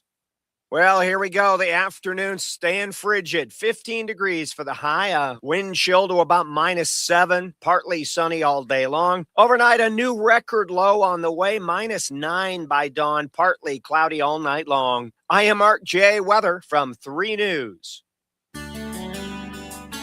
Rediscover the comfort of home with Grove Appliance Furniture and Mattress, your hometown spot for comfort, quality, and style. From sleek new appliances that make life easier to furniture that actually fits the way you live, Grove helps you create a space that feels like home. And with hundreds of fabric options, you can make it completely your own. Don't forget about their design center. If you're looking for a complete overhaul, they can help you with all of it, from cabinets and countertops to backsplashes and sleek appliances. Their local team takes time to find out exactly what you need. No pressure, no guessing, just honest advice and real service. And if you're upgrading on a budget, check out Grove's Scratch and Dent Room, where small imperfections mean big savings on top brands. Because when your home feels right, everything else just works. Grove Appliance Furniture and Mattress. Hometown comfort. Made simple. Come see us at Grove, where it always feels like home.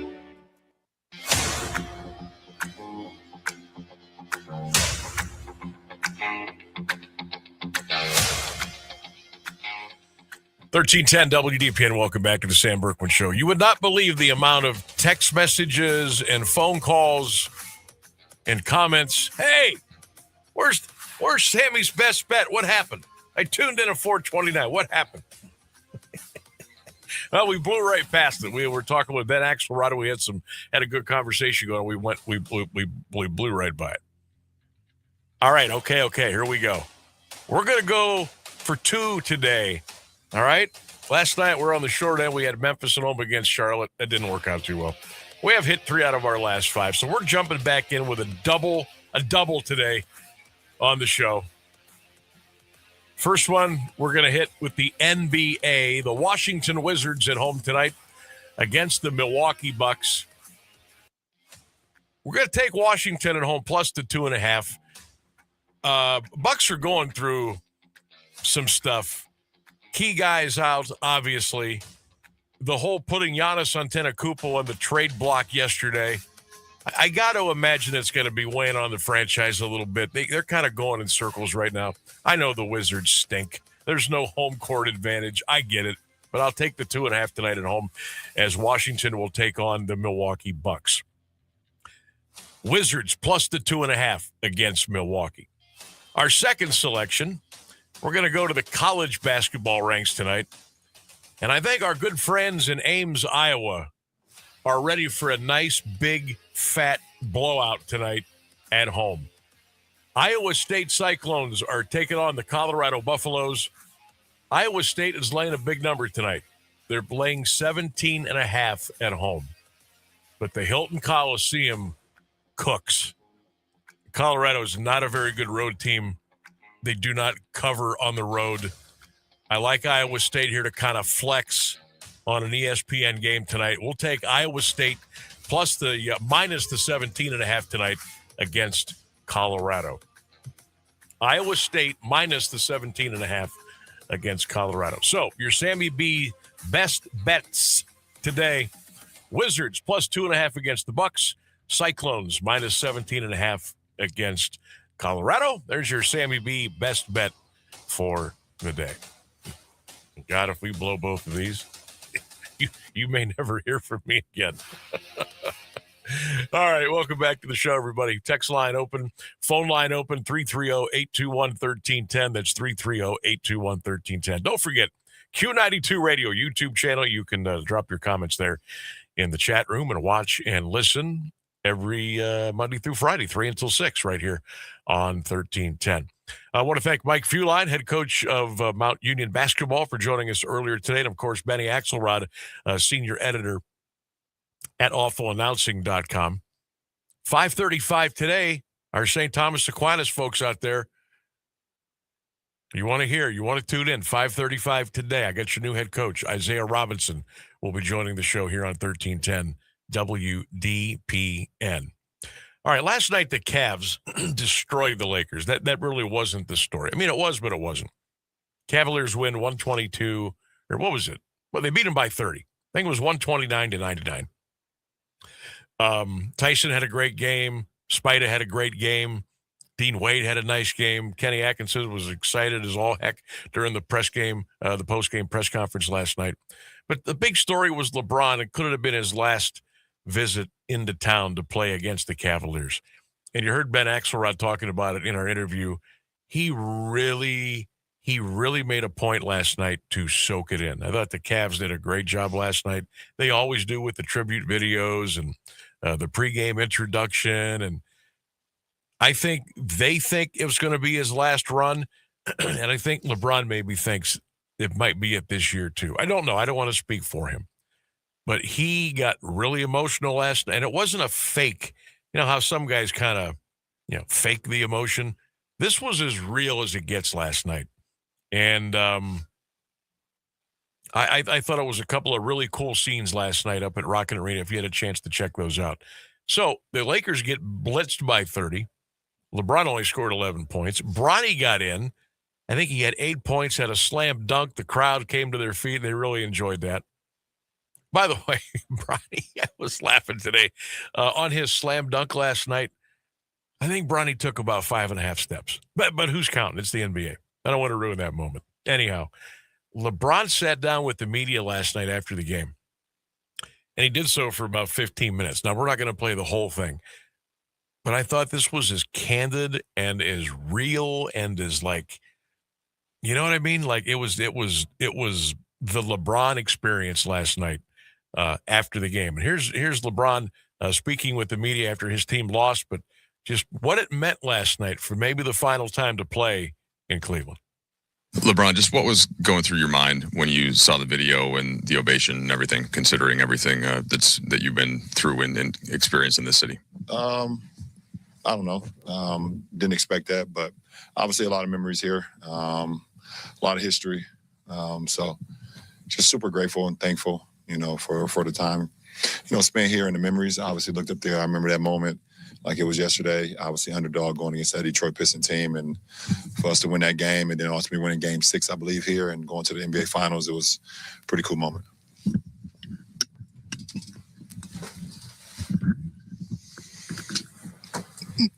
Are you kind of, as you've gone through this season, you've talked to us about the moments that you have found yourself reflecting more. Was there more of that tonight? And what were some of the things, like you mentioned the Detroit game? Were there anything else that you'll take with you from tonight? Well, obviously, my teammate who I won the championship with, did the knife, took the knife out of the, RJ took the knife out of the thing. Obviously the moment they put up there with their, the Detroit game, looking up in the rafters at, seeing our championship banner. So, yeah, of course, it was a lot of reflecting for sure. Was that where you looked up at pregame? No, I was trying to find my mom. She was in the suite up there, and I was able to find her and the rest of my family. So that was a cool moment, too. LeBron, considering the fact that you're not under contract for next year, and again, we've used the term unprecedented for being in year 23, on the way here during the game, at any point do you think like that this could be the last game I play here, so I better soak it in? Yes. That's every road arena that I've been in, I think I talked about that just trying to take everything in, not take the moments for granted, because it could be, I obviously haven't made a decision on the future, but it very well could be. So, no matter if it's here or, going to Washington, playing the next game, Garden, Barclay, on this trip. So obviously it means a little bit more here for me personally because of, grew up, 35 minutes south of here. But yeah. Sorry. Not only for you, but this is also homecoming for your son. Just what was it like to watch him get the crowd reception that he did at the end of this game? It was pretty cool just sitting over there and watching him just continue to live out his dream. Obviously it's a homecoming for him, like you mentioned, and to see him, get that fast break dunk, hit a couple shots, get the ovation from the fans, pretty cool moment for him, for us as a family, for us, for my wife and his siblings. Just super cool. Like my mom is here watching her son and her grandson. Like, I don't even know how to even like wrap that all in one in my brain, you know, and yeah, it's so weird and so cool and so surreal, you know. My mom get to watch her son and her grandson play in the NBA at the same time. Shit. I actually just started to think about how insane that is. Yeah, that's awesome. LeBron, you acknowledge the uncertainty about your future and not knowing what's going to come next. But even if you don't share it publicly, because of how much this city and this organization means to you, do you want to know beforehand whether it would be your last time? Do you want to have that decision beforehand? What do you mean? Would you want to know coming into the arena or coming before playing here that you knew it would be your last time? It doesn't even matter to you. I don't know, because I don't know what the future holds. Obviously, I'm like I've stated to Dave, and, you know, earlier. I just think, you know, just trying to like I said, live in the moment and just not, you know, take for granted the opportunity of being present. You know, especially in year 23. You know, I could very easily think about the future and, you know, year 12 and, you know, year 14 and 15, you know, but, you know, as the years stack on and stack on and stack on more, I think it's more of a precedent for me to kind of just be present in the moment. You know, no matter win, lose, or draw, obviously, you know, I hate the way, you know, we played tonight, but, you know, that happens in the NBA season. But, you know, for me, just being present, you know, with the moment at hand. So that is, you know, where I'm at. Sure. It was 8 years ago when we talked and you said that you didn't have anything left to prove. And then, of course, you become scoring champ. You won a title. You played with Bronny. But is there something that still keeps you going? And then also, if this is it, LeBron, you didn't have a goodbye tour. Why wouldn't that have been important to you? To answer your first question, if you want me to be completely honest with you, 8 years ago, when I left to go to LA, I would have, if you would have asked me, would I still be playing in 2026, I would have said no. After going to 10 straight finals, or 8 straight finals, what is it? Eight straight finals. After going to 8 straight finals and with all the energy and all the mental toll and the physical toll that it took on, you know, me and obviously my teammates, you know, for Miami, for here. If you would have asked me if I was going to be playing 8 years later, I'd have said no. There's no way I could have foreseen that. A couple more years, yeah. I can go on and play at a high level for a couple more years, but 8 years, no. I don't really, I have not even thought to the point of like a farewell tour or whatever the case may be, because I haven't had the conversation with myself and my family on when is it over. So that has not even, I think that will come after that. LeBron, you mentioned RJ and being here and some of the memories that went through your head and that tribute. We're coming up on the 10-year anniversary of the Cavs champion. Is that hard to believe that it's already been a decade? And when you look back at it at this point, what do you think about? Yeah, I looked at some of our assistant coaches why RJ was, you know, is that like a tradition they doing that now here? They pulled a knife out? Okay, cool. You know, I looked at some of our assistant coaches on the bench and I was like, it's kind of crazy that I'm watching my teammate that I won a championship from 10 years ago, and now he's an analyst, and I'm still playing.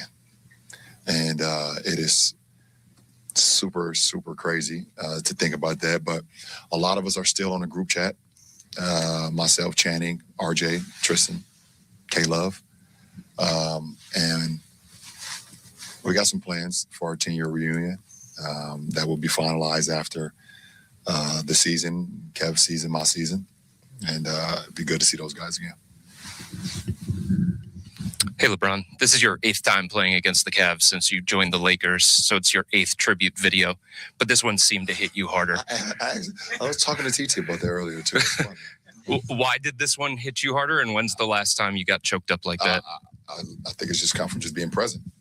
I was just more present today than I've been over the last, I guess, the previous 7. It wasn't like, you know, it wasn't the highlights that was going on. Obviously, that's a great memory for me, but I was young. I had no idea. I was just out there just being ultra competitive. I think I was 22 in that video. some of the previous videos, I think one they showed us actually winning a championship too. So that video would have, if I was going to get emotional, it would have probably been that one. But I just, like I said, just being present in the moment, and definitely got to me a little bit, for sure. And I was, like I said, super thankful. Why were you more present this time? Because, like I stated, I don't know. Like I said, I mean, 8 years ago, 2000, what was it, 18, 19? I knew I was going to be playing another game here. 2019, 20, I knew I was going to be playing another game here. And like I said, I don't know what the future holds for me, obviously. So I'm just trying to live in the moment. And, like I said, I don't know if it's my last game here or not at this moment. So that helps. And then, I get to look down on the bench and see my 21-year-old son in uniform as well. It's super cool. There it is, LeBron James. The whole experience here on AM1310 WDPN as LeBron met with the media last night after the Cavs took care of the Lakers by 30. But you almost get the feeling that that might be it. Who knows? The way he still gets up and down the floor and jumps out of the gym. And I mean, I've listened to a lot of basketball analysts at the NBA level, at the professional level the last couple of years, saying LeBron could play another 5 years if he just wants to bully people in the paint. No more high-flying dunks and running up and down the floor.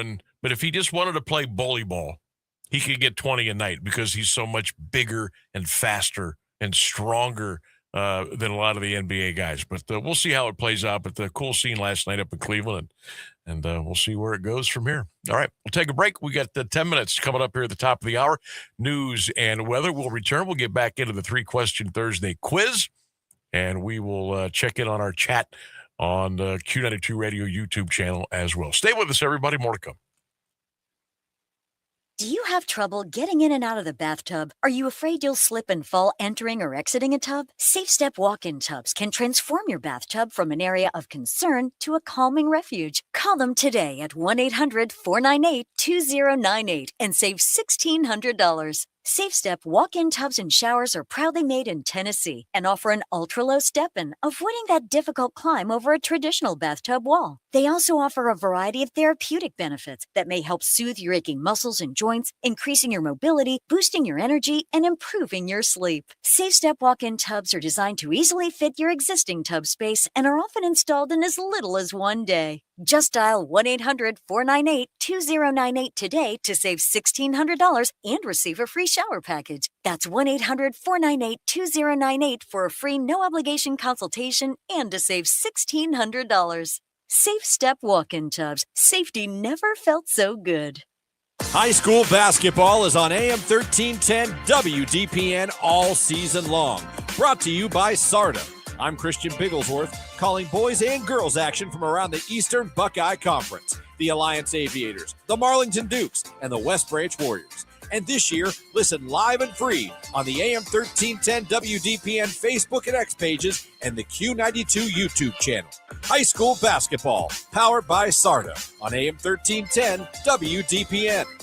Dad's going to be far side. Good. What should I do with my dress? Do the wiggles. Slate's coming in.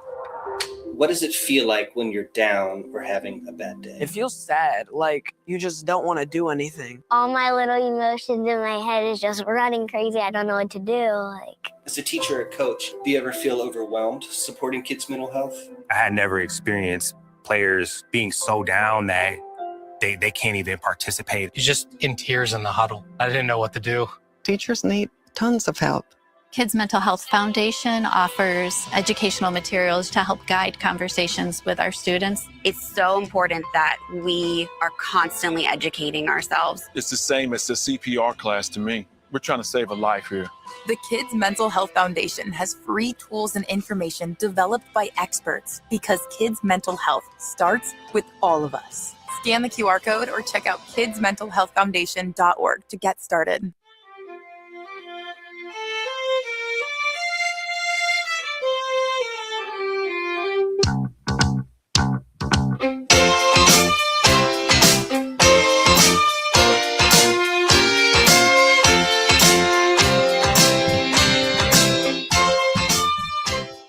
AM1310 WDPN. Welcome back to the show.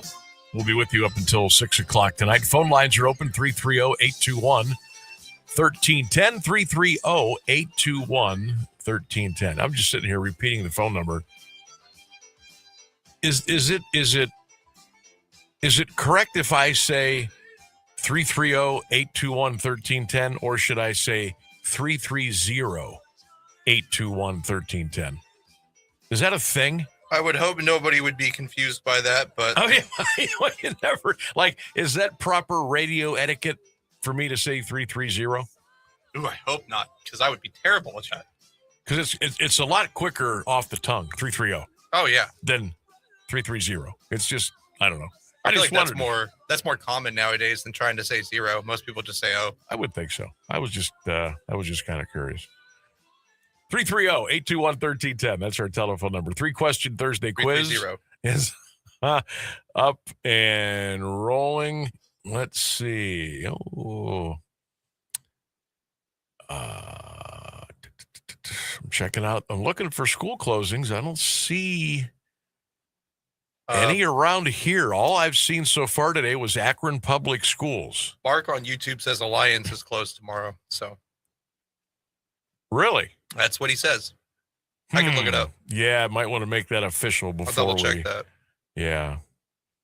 But I haven't heard any more yet. We'll see. As soon as they come in, we'll get them to you. Nobody is more skeptical than me that Alliance is closed, but they've been pretty consistent this week. So my spirits have been beaten down a little bit.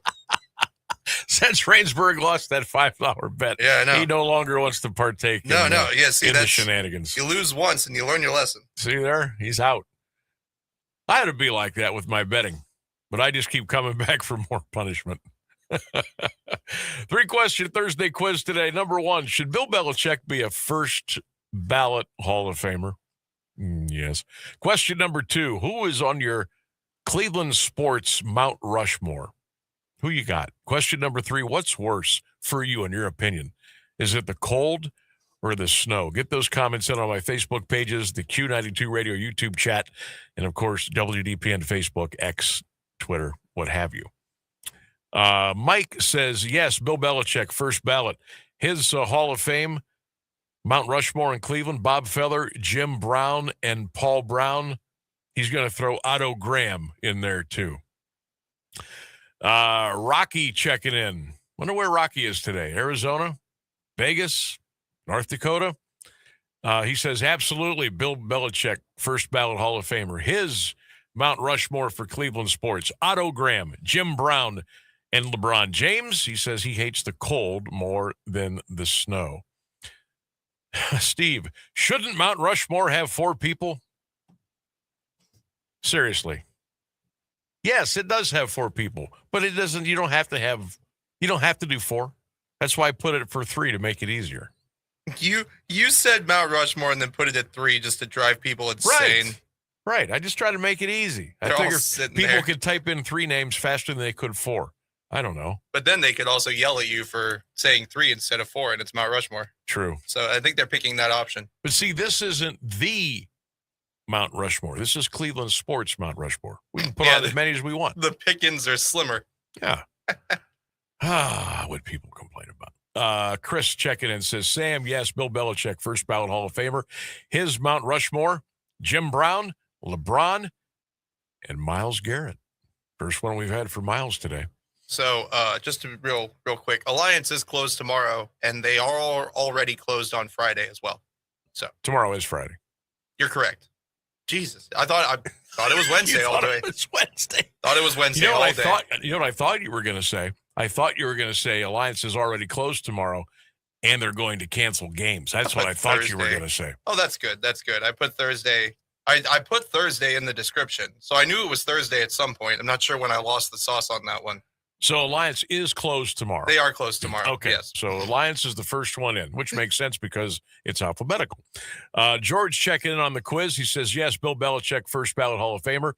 His Mount Rushmore for Cleveland sports, Clay Matthews, LeBron, and Kenny Lofton. I like that one. Tracy checking in. She says, absolutely, without a doubt, Belichick deserves to be in first ballot. She's got Jim Brown on her Mount Rushmore. That's all she put. She says the cold is worse than the snow. Get those comments in, keep them coming in, and we'll make them a big part of our program here as we do on our 3-question Thursday quiz. Don't forget, coming up at 5:35 today, high school football fans, our St. Thomas followers out there, your new head football coach, Isaiah Robinson, will be joining us live on the show today at 5:35. Isaiah Robinson, new head football coach at St. Thomas, coming up here at 5:35. We've got the news. We got the weather coming up at the top of the hour, and we'll come back with one more big hour to go. This is the Sam Bourquin Show at AM 1310 WDPN. Check us out on all of our social media platforms, and we'll come back and we'll finish strong here on another frigid Thursday here in Stark County. AM 1310 WDPN. Stay with us, everybody. An important part of the Alliance community since 1953. You're listening to AM 1310, WDPN Alliance. ABC News, I'm Michelle Franzen. Congress still facing a partial government shutdown tomorrow with a Senate funding package failing to advance today. Democrats vowing to hold up Homeland Security funding following the deadly immigration operations in Minneapolis. Here's ABC's Selena Wang. He is expressing optimism that a deal will go through. We know that there are these active negotiations and talks happening between the White House and Senate Democrats. It was notable in the cabinet meeting saying, look, we don't think Democrats want to shut down either, and we're working in this bipartisan fashion. Border Czar Tom Homan says that the targeted immigration enforcement in Minnesota will continue, but also signaled that a drawdown is coming. At least 80 deaths are blamed on last weekend's massive winter storm that stretched across much of the country. Parts of the South still struggling, including drivers stranded for days on 2 interstates in Mississippi, with rescues still taking place. More snow also in the forecast. This is ABC News. Hi, Flo here to say that Progressive knows that life can change quickly, so it's good to have flexible coverage. Oh, like when I have to take my ex off my policy. Oh, sorry. But yes, we can do that. And can you send them a message and tell them that they have trust issues that they need to work on? We don't really get in the middle of these conflicts. Also, can you let them know that I was faking interest in his band and it's probably time to grow up? I'm not going to do it. Just know that with Progressive, you can easily make changes to your auto insurance because we know life changes. Also, I'm staying in touch with his mom because she's absolutely lovely. Bad idea. Progressive Casualty Insurance Company and Affiliates. We know exactly what you're not thinking about right now. Wiper blades. But now that you are, take a moment to think about how Rain-X is the #1 brand of wiper blades in America. Why? Because Rain-X thinks about wiper blades all the time. We obsess, so you don't have to. Simply install our blades and then think about literally anything else. So choose Rain-X, America's #1 wiper blades, and then go back to not thinking about wiper blades. Rain-X. Outsmart the elements. Now, the latest Alliance area news from Clint Marshall on AM 1310 WDPN. Good afternoon. It's 5:02. Another round of bitter cold expected to move into parts of northeast Ohio tonight, prompting a cold weather advisory. Temperatures could drop to between 5 and 15 below zero. The National Weather Service says the advisory is in effect from 7 p.m. through 11 a.m. Friday for Carroll, Columbiana, and Tuscarawas counties. 4 people arrested following a deadly shooting at a Canton apartment complex. Police say 20-year-old Tashawn Smith of Massillon was shot around 5:30 Wednesday afternoon in the 600 block of Allen Page Drive Southeast and died a short time later at Mercy Hospital. 2 of the suspects, 18-year-old Nico Marshall of Canton and 33-year-old Nathaniel Sanford of Sherridsville, are charged with murder. Also arrested, 19-year-old Davion Newman and 20-year-old Kaimani James of Massillon. An investigation is ongoing. Stark County Grand Jury indicted 2 men in connection with the Canton shooting. 19-year-old Brandon Brown of Plain Township, 21-year-old Jacob Prince of Twinsburg face charges including felonious assault, improper discharge of a firearm, and multiple firearm specifications. 2 accused of firing a gun into a home, seriously injuring a woman in June 2025. Brown scheduled to be arraigned Friday in Common Pleas Court. Prince is wanted for failure to appear at a pretrial hearing in Canton Municipal Court on a separate assault case. Man has been sentenced to 4 years in prison on sex charges. Wednesday, Common Pleas Judge Krista Hartnett issued the punishment to 44-year-old Andres Gallardo of Cleveland. He entered a guilty plea last month to 1 count of sexual battery and a count of importuning. The incident took place in July 2025 at a hotel on Everhart Road Northwest in Jackson Township. Winkard, who attempted to engage in sexual activity with an undercover police officer. He had arrived believing it was a 13-year-old child. The validity of a Lawrence Township trustee election is no longer in question. Outgoing trustee Sean Roseman asked the judge to overturn the November victory of Patricia Bozer, claiming she does not live in the township. The repository reports Bozer testified her Tritz Street Northwest house has always been her home, though she spends time at her fiance's home in Canal Fulton. Magistrate Kristen Moore ruled Bozer can't keep her seat on the board. She finished first, while Roseman finished third in the election, which sent the top 2 vote-getters to office. Children, teens, and families in Stark County will benefit from a new affiliation between Goodwill and Child and Adolescent Behavioral Health. Goodwill CEO Ann Richards said the affiliation extends Goodwill's impact, supports a trusted community organization, and reinforces the infrastructure needed for high-quality services to thrive. Partnership designed to strengthen community-based services and provide long-term stability for local families. Man is behind bars following a stolen vehicle pursuit in Portage County. The sheriff's office says 43-year-old Jamie Peer of Atwater Township was arrested after deputies spotted a car driving recklessly on Route 14 in Ravenna Township January 17th. A traffic stop was attempted, but the vehicle fled and was pursued into Streetsboro. Suspect stopped and surrendered. Peer faces charges including vehicle theft and OVI.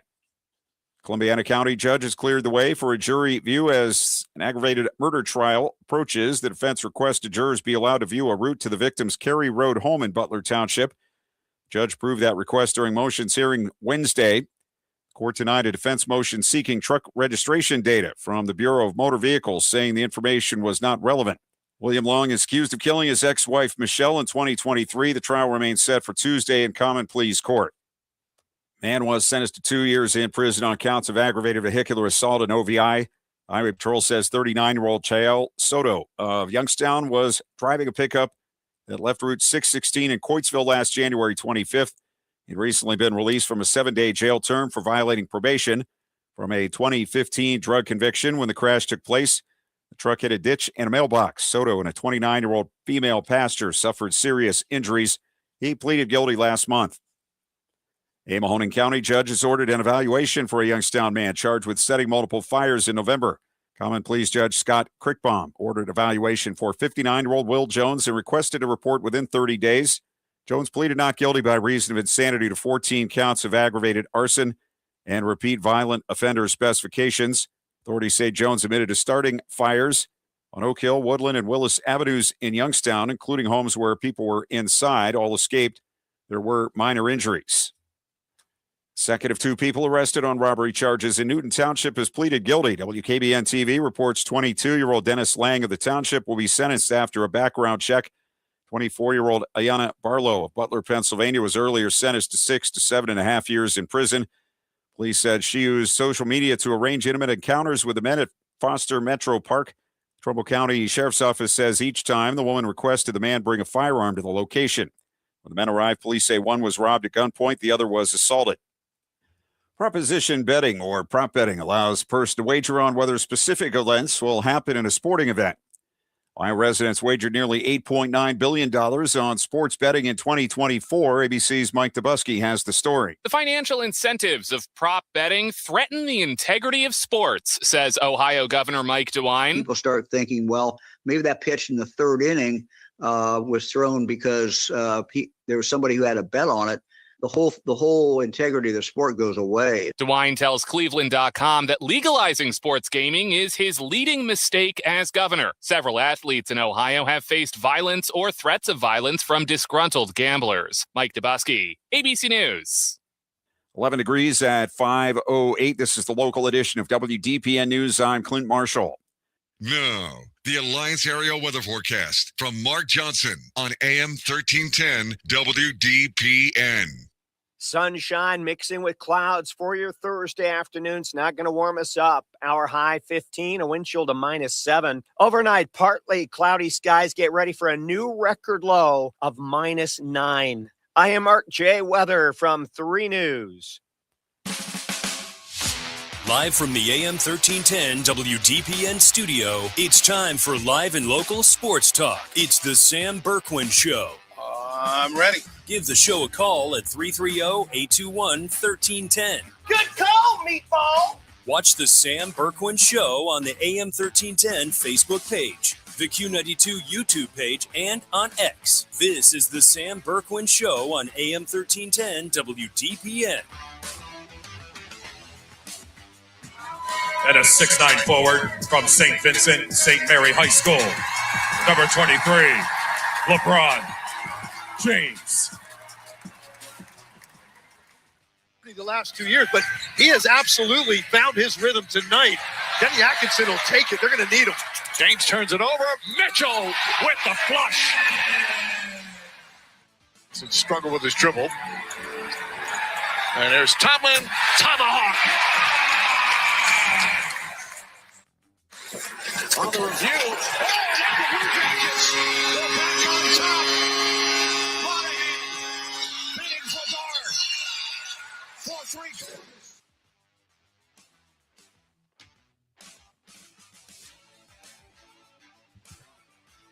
5 o'clock hour underway, ready to roll. Welcome in, everybody. The Sam Bourquin Show, AM 1310 WDPN. Happy 3-question Thursday. It's only going to get down to about -9 tonight, so it'll be okay. Whew, we are in a cold snap, I'm telling you. Tonight, tomorrow night, and Saturday night are going to be extra chilly. We're looking at temperatures like -9, -10. Throw the wind on top of that. Your wind chills are going to be, -15, 16, 17 below zero. Welcome back, everybody. We got one more big hour to go. St. Thomas head football coach Isaiah Robinson will be joining the program at 5:35 today, so stay tuned for that. I want to thank Mike Fuline of the Purple Raiders for joining us, talking a little Mount Union hoops today. I want to thank Benny Axelrod at Awful Announcing for joining us. If you missed any of those interviews, they will be up in podcast after the show on our social media platforms. Of course, WDPN Facebook and X and Q92 YouTube. I'll share them on my pages as well. So we got you covered there. Tomorrow night, EBC basketball here on 1310 WDPN. Christian will have the call around 6:45. Myself and my partner Lee Foster will be over down the hall at Q92. Tomorrow, we will bring you Lake and North Canton Hoover again at 6:45. Also, live show tomorrow from North Canton Hoover High School as well. 3-question Thursday today. Question number 1, should Bill Belichick be a first ballot Hall of Famer? Question number 2, who is on your Cleveland sports Mount Rushmore? Who's up on your Mount Rushmore for Cleveland sports? Question number 3, what's worse in your opinion? Is it the cold? Is it the snow? That's your 3-question quiz. Get those comments in Facebook, X, Twitter, Instagram, YouTube, you name it. We got it. We'll get you in. You can also call us at 330-821-1310. Cavs last night ripped the Lakers, 129-99. You heard LeBron's post-game press conference, a good chunk of it last hour. It sure did feel like this was it, but you never know. You had a lot of great scenes last night at Rocket Arena. LeBron kind of getting choked up during the tribute video. His entire family was there last night. They kind of surprised him after the game. They did a bunch of photos and had some fun in the arena last night. And kind of lost in everything last night was the Cavs are on a streak. Okay, they've won 5 in a row. They're 29-20, 8-2 in their last 10. And they're doing it without this is just it's crazy. They're doing it without Darius Garland, and they're doing it now without Evan Mobley. And the Lakers aren't, some scrap team. I mean, they're not going to win the title, but they're going to be in the playoffs. They might win a round. They got LeBron, they got Luka, they got some guys beat up, but that's a decent team. The Cavs beat them by 30. Cleveland now is about to embark on one of those long West Coast swings.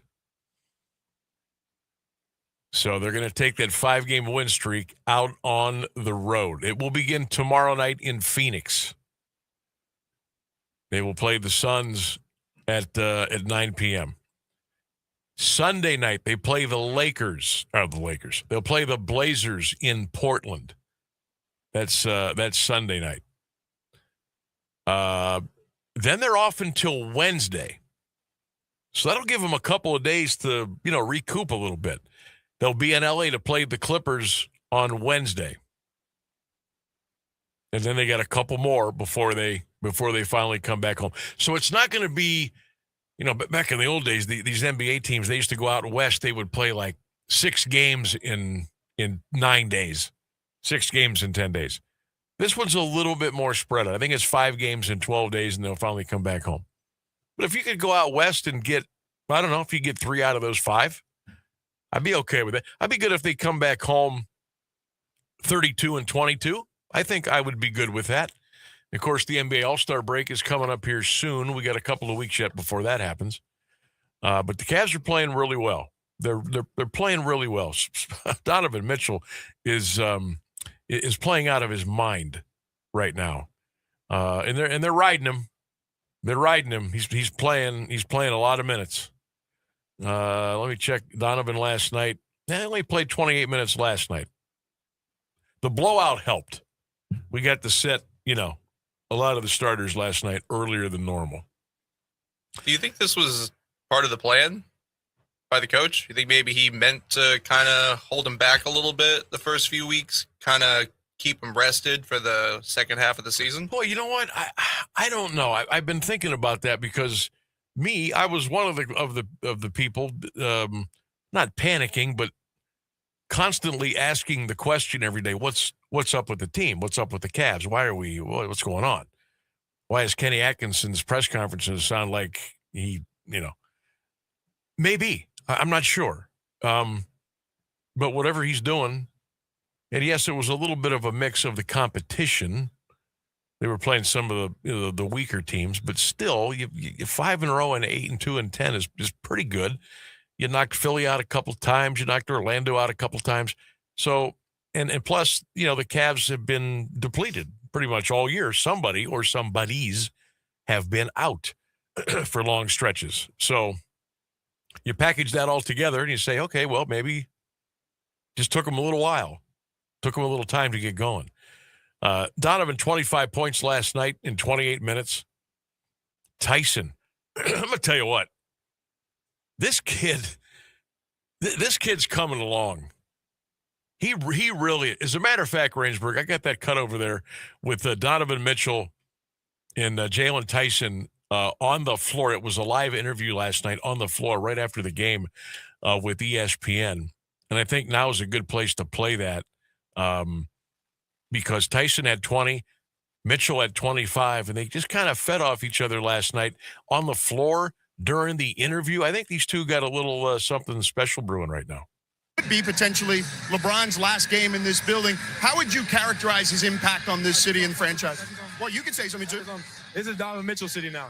When he come back here, we're going to make sure that everybody root for him like they did for him. So this is his stuff. This is his city. Yes, sir, Jalen. Donovan, do you have any thoughts on both? As much as I appreciate that, at the end of the day, he's laid the foundation, right? Like they've done a lot for the city being from here. Obviously we want to replicate that. You know what I'm saying? So he deserves the energy that he's got here. At the end of the day, first title in 50-something years. For us, we're trying to do it obviously differently, but at the end of the day, we're trying to find ways to go out there and bring a city another championship. But when you have support like that, from your teammates, man, it means the world. Yeah, it's certainly a great connection between you guys right now and this team right now. Donovan, congratulations. Yes, I appreciate it. Thank you. Mike? There you go. That was good stuff last night on the floor. That was the audio courtesy of ESPN. But Tyson, check this kid out, man. 20 points last night, 6 rebounds, 6 assists. He only committed 2 fouls, played 30 minutes. D. Wayne, 11 points last night in 17 minutes. Jared Allen, 17 and 9 in 24 minutes last night. Sam Merrill, working him back in slowly but surely. He had 23 minutes last night, just 4 points. He also had 4 assists. DeAndre Hunter had 19 last night. Brian had 10. So they're coming along. They didn't squeeze a lot of minutes out of the starters last night. That'll help them moving forward, I think, on this on this 5-game road trip. LeBron only 27 minutes last night, 11 points, 3 rebounds, 5 assists. Luka led the way with 29 before he got hurt last night. Kind of banged his leg a little bit, banged his knee. I see he was complaining about the arena last night. He says that the Cavaliers, if you don't know, they play on an elevated floor. Okay, and I guess the easiest way for me to explain that is it's up a lot higher than in some NBA arenas. Some play on elevated floors. The best way I can tell you is when you watch the NCAA Final Fours, the college basketball, and they play the Final Four in football stadiums, which is really dumb, but people spend a lot of money to go, so they do it. So they elevate the floor, so it's easier to, you're not as far away from the floor when you're sitting way back in those seats in those football stadiums, especially if you get like the second or third level. They want to raise the floor up a little bit so you're a little bit closer to it. Not sure why they do it at the Rocket Arena, but they do. I don't know if it has something to do with because there's ice under the floor because the hockey team plays up there, the Cleveland Monsters. I don't know, but Lucas said it was he blames his little mishap last night on the elevated floor, and then he finished with 29 points last night. But he was, I mean, there was a cut last night. We can't play it for you because of the swearing. But he let the people have it courtside yesterday. And then J.J. Redick comes out today and says it's an absolute safety hazard. I don't know why it's still like that. I don't. You know, you can lodge formal complaints. A lot of times you don't see any change when you lodge a formal complaint. Now, the Cavs are this is according to the report here, the Cavaliers are the only team in the NBA that plays on an elevated court. There's roughly a 10-inch separation from the court to the arena floor. While that drop is supposed to be far enough out of play that it won't affect players, that clearly wasn't the case last night. Lucas says it's the only court that's like this, so I guess it's my fault. When asked if he would contact the league about the court, though, Lucas said, "Don't involve me in that." Head coach J.J. Redick took a similar track, saying the issue was above his pay grade. All right, so some issues. Now, apparently, I went on to read a little bit more of this story. In 2023, Miami Heat guard Drew Smith, who I've frankly never heard of, sustained an ACL sprain after trying to contest a jump shot. Smith jumped near the Cavs bench, and his momentum took him all the way to the edge of the court. And then his leg landed on the court's edge and dropped all the way down to the floor. He was ruled out for the rest of the season due to that injury. But the incident was not enough to force the Cavaliers to make a change. So they will stay with the elevated court up there at Rocket Arena. Interesting. I mean, you don't want to see, my gosh, you don't want to see guys get hurt. And you certainly don't want to see stars get hurt. You know, Luka, LeBron, Spida. You don't want to Jokic. You don't want to see those guys get hurt. So maybe that was just a thing last night, and hopefully it won't rear its ugly head again. All right, we're coming up on 23 minutes past the hour. Phone lines are open for you, 330-821-1310. 3-question Thursday quiz is rolling. Don't forget, new head football coach at St. Thomas, Isaiah Robinson, will be joining us here on the program. Rainsburg, have you seen any more school closings come in? I have not. I don't have anything over here. Just Alliance right now, right? Yeah, so far. That's all we got so far. We got our eyes peeled. As soon as we get some to come in, we'll be sure to pass those along to you. We'll step out. We'll come back with more here on AM 1310 WDPN. Stay with us.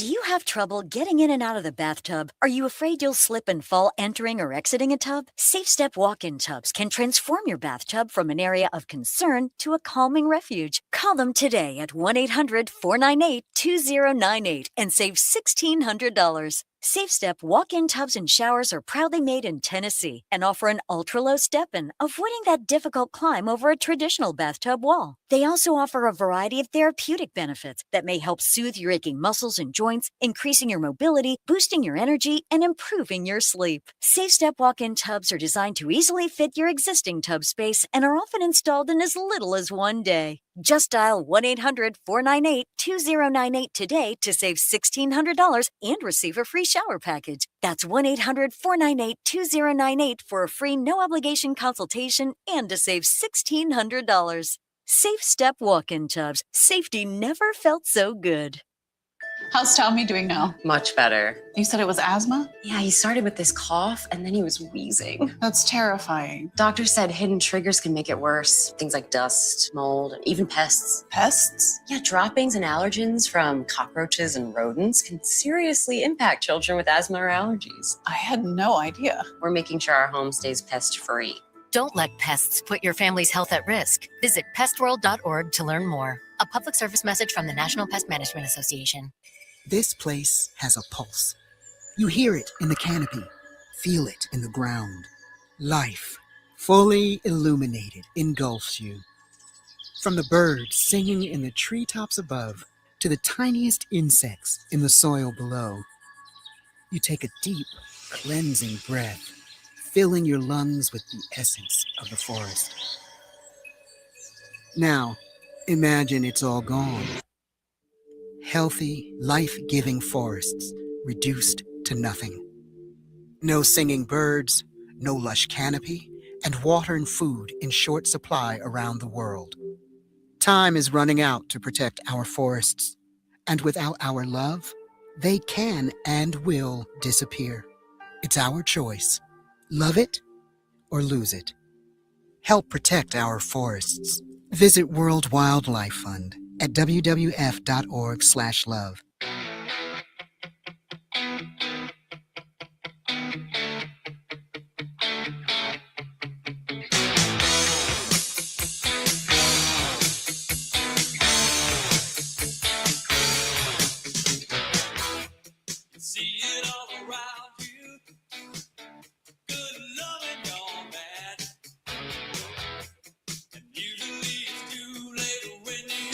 Don't forget, coming up here at 29 past the hour, we are going to have On This Day in Sports History. That's one of our staples here on the show. Welcome back, everybody. AM1310 WDPN. Again, we're with you tomorrow. We'll be live at North Canton Hoover tomorrow afternoon from 3 until 6. And then we'll flip on over to Q92 as we bring you high school hoops as the Hoover Vikings will take on the Lake Blue Streaks tomorrow. Christian's got EBC hoops tomorrow night right here on AM 1310 WDPN. I'm kicking around the idea. I'm probably not going to make my mind up until I don't know, maybe early Saturday. I'm kicking around the idea of driving down to Westerville on Saturday. Mount Union taking on Otterbein. Such a huge game in the OAC. It's a tip-off at 1 p.m. And I'm thinking about going down.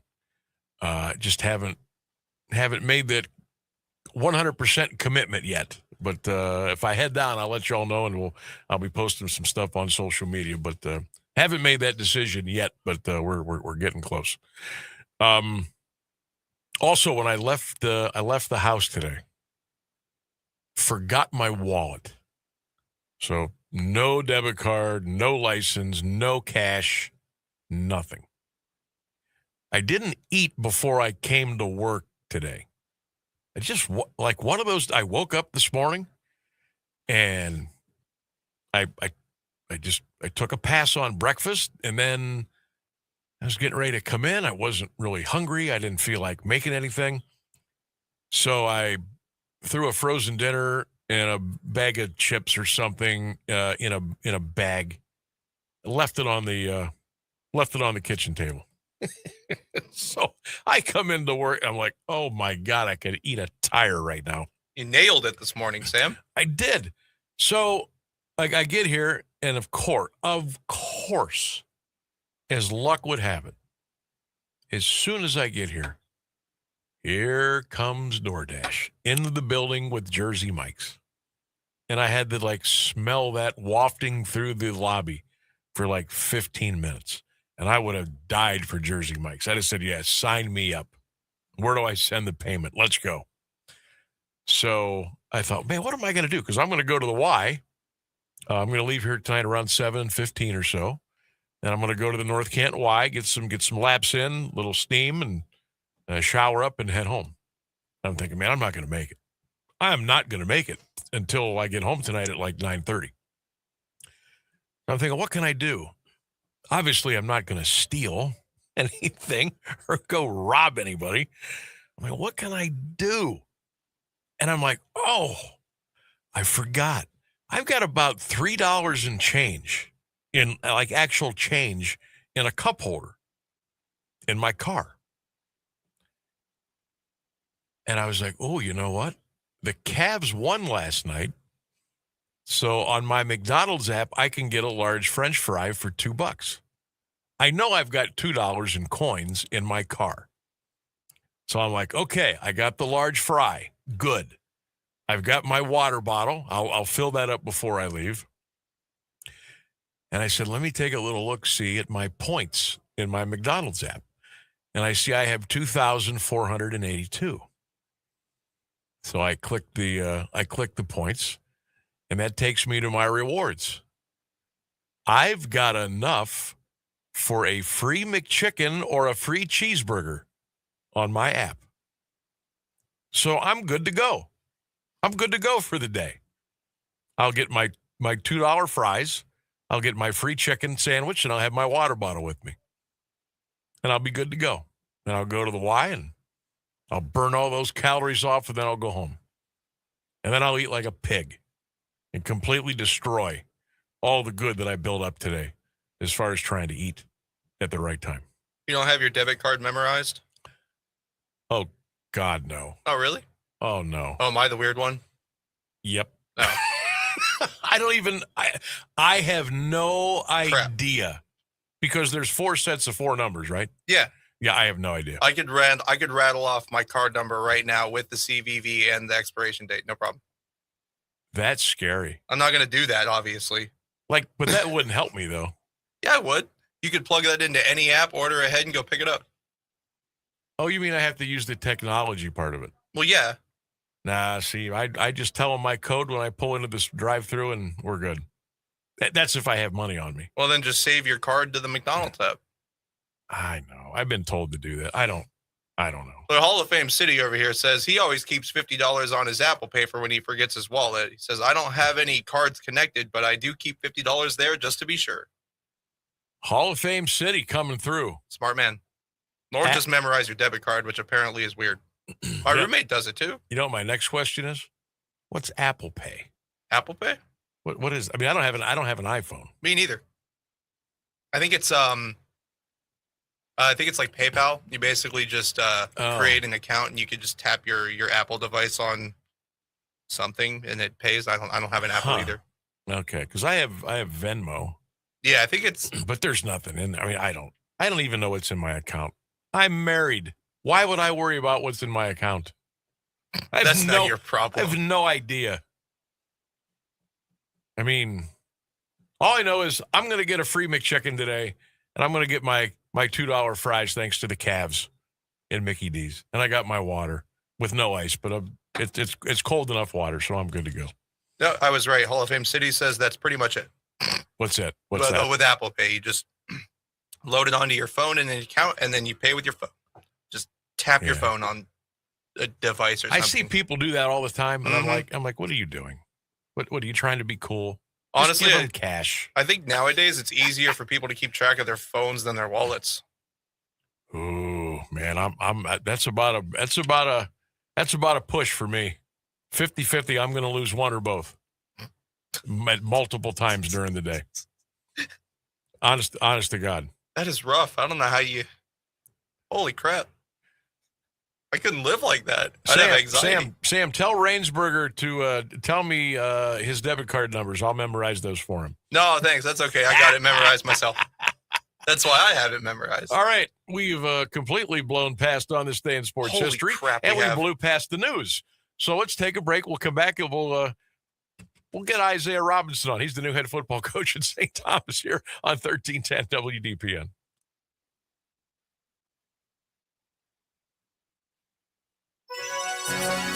Now, the latest area news on AM 1310 WDPN. Good afternoon. It's 5:30. The U.S. Border Czar says immigration enforcement could reduce the number of officers in Minnesota. Tom Homan suggested today a drawdown could happen, but only after cooperation from state officials. The president sent Homan to Minnesota following last weekend's fatal shooting of a demonstrator. Homan doubled down on the need for local jails to alert immigration and customs enforcement to inmates eligible to be deported. He vowed to stay until the problem's gone and warned protesters they could face consequences if they interfere with federal officers. Democratic Chicago Mayor Brandon Johnson admitted Wednesday he was in regular communication with other mayors leading so-called sanctuary cities. Johnson said during a press conference at the National Press Club he'd been talking with Democratic mayors Jacob Frey of Minneapolis and Michelle Wu of Boston about how to combat ICE activities. Johnson also threatened to charge agents after boasting of previous measures he'd ordered to impede their operations. In Chicago, ICE agents have had shots fired at them, also being subjected to vehicle ramming attacks. Riders also targeted an ICE facility in Chicago, with some calling for agents to be arrested or shot in video posted online. More than 1,000 firms that could get no-bid contracts from the federal government have been banned from the program after they missed a deadline to turn over anti-fraud documents. They were requested by the Small Business Administration because of the frequency of pass-through scams where minority fronts get contracts, then have large or white-owned businesses do the work while keeping a cut. The now suspended firms received more than $5 billion in federal money in the past 4 years. Under the law, 5% of contracts must be reserved for so-called disadvantaged businesses, which President Biden then increased to 15%. Minorities with less than millions of dollars were automatically considered disadvantaged, as were all women. Scrutiny of the long-running 8A program picked up in earnest after a black businessman pleaded guilty to obtaining $500 million in contracts from U.S. aid by bribing an official using $1 million. European Union has agreed to list Iran's paramilitary Revolutionary Guard as a terrorist organization. The bloc's top diplomat made the announcement Thursday. It's a largely symbolic move that adds to international pressures on the Islamic Republic. EU Foreign Policy Chief Kaja Kallas said foreign ministers in the 27-nation bloc unanimously agreed on the designation. She said it would put the regime on the same footing with Al-Qaeda, Hamas, and the Islamic State group. The Gaza Health Ministry official says Israel has turned over the bodies of 15 Palestinians. Marks the last hostage detainee exchange between Israel and Hamas.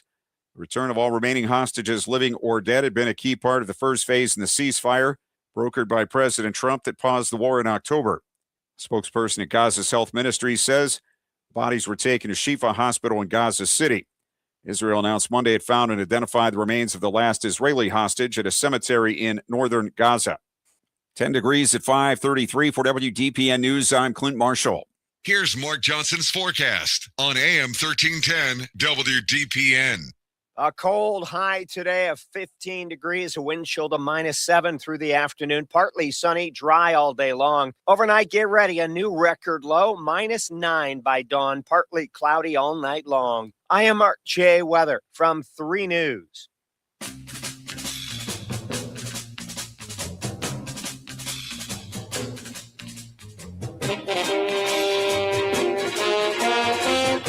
All right, since we forgot about on this day in sports history, that was my bad, going into the bottom of the hour news, we'll come out of the break with it. On this day in 1936, the first members of Major League Baseball's Hall of Fame were named in Cooperstown, New York. Ty Cobb, Babe Ruth, Honus Wagner, Christy Mathewson, and Walter Johnson. Fast forward to 1963. The first members of the NFL Hall of Fame were named in Canton, Ohio. I'm not going to name all the names, but on the list, some of the big names: Sammy Baugh, Bronco Nagurski, George Halas, and Jim Thorpe. On this day in 1989, Billy Joel sang the national anthem at Super Bowl XXIII. 24, I guess. I don't know. On this day in 2004, Major League Baseball owners approved a $430 million sale of the Los Angeles Dodgers from News Corp to Frank McCourt. So 21 years ago, the Dodgers sold for $430 million. I don't even want to know how much the Dodgers are worth right now. It's got to be in the mega billions. That's on this day in sports history. We usually do it at 5:29 here on the Sam Bourquin Show, AM1310 WDPN. You know what else I was thinking about on the car ride over today? And I was going to use it maybe as a question down the road, and I might. Or not even a question, just like a random thought. Do you realize that the 1970s were more than 50 years ago? Think about that. Think about how we talk about the decades. 70s, the disco era, the 80s with the 80s music, the 80s bands, the 90s with a lot of our great sports teams, the 2000s, 2010, 2025. It's been over 50 years since the 1970s. That just popped into my head, and I'm like, whoa, where is the time going? All right, let's bring her back. Let's get this baby back on track. Let's talk a little high school football today. We are pleased to be joined by the new head football coach of the Knights of St. Thomas Aquinas. That, of course, is Isaiah Robinson. Got the news last night. I was actually getting ready to broadcast Mount Union, and I started getting all these alerts. St. Thomas got a coach. St. Thomas got a coach, and it's Isaiah Robinson. Coach, welcome to the show. Congratulations. How you doing today? Thank you. Thank you. Yes, sir. I'm doing good. Hey, I'm doing well, man. I appreciate you coming on today. Hey, Isaiah, take us through the process, and let's bring it full circle now that you're going to be in charge of the St. Thomas football program. How did it get started, and how was the process for you? How it got started, it was just a leap in faith. I have some history with St. Thomas Aquinas, so I seen that their head coaching position came open. I was currently coaching football over at Alliance High School, and I talked to my head coach, Tim Goodman, and, we talked about me, moving forward in my coaching career, and, he gave me the full vote of confidence and told me to shoot forward. He was full-fledged behind me and took the leap of faith and went out there and, got the position. It was a long process, but, it was worth the wait. It's worth the wait. I'm so excited to be here. I can't wait to get started. Like I said, I got some history out there. It's unfinished business for me. When we was out there before, we started off some good things, and, I'm just ready to finish what we started. But I enjoyed the process. Principal Irvine and the president, Joe French, they were great with me. They communicated well. And, they'd have full confidence in me, and, we ready to rock and roll. It sounds good, partner. It sounds good. Now, how long were you on staff with Coach Goodman over the Lions? This was 2 years. 2 years, okay. And I tell you what, you guys had a couple of really good years. I mean, I was privy to broadcast 8 of the Alliance games this past high school football season. One of the juggernauts, of course, in Stark County. What are you going to bring with you from Alliance back to St. Thomas as far as head coach and philosophy and things like that? Yeah, well, what I'm going to bring is, once again, I learned so much from Coach Goodman and Coach Kellerman, which was the defensive coordinator. I learned so much from them guys. And one of the things that, that I did learn from them is just, preparing our guys to be resilient and to compete every single week. And that's what we got to do. No matter how much talent we do or don't have, we just got to be ready to compete and commit and sacrifice. I want to bring a dog mentality to our football team. And the dog stands for discipline, obedience, and grit. So we want to compete early. We want to start competing in the weight room, and we want to celebrate the little victories and take it from there. Isaiah, I know that you were a part of the 1997 Camp McKinley football team, the state championship team, and you were a big part of that defense. And I know there was KP was there, and of course Michael Doss and a lot of other greats. I got a quote here from a mutual friend of ours. We'll probably be able to figure out who it is. He says, you were on the 97 team, heart and soul of the defense. The most infectious person I have ever been around. I think you know who that is. What like Coach Hall. Yeah, you're right on the money, my man. So what is it about you that it is infectious and you get guys to believe and to buy what you're selling and to get them to work hard? You talked about getting them in the weight room, and nowadays, Coach, things are done in the dark. You know what I mean? It's done on a early December morning at 6 a.m. and not on the falls at Friday night on the field under the lights. Talk to me about that. Well, one thing, it's funny that you say that as far as the darkness, because out of the darkness, guess what? Comes the night. So with that being said, just being on that football team, one of our major things that we did, we competed at practice.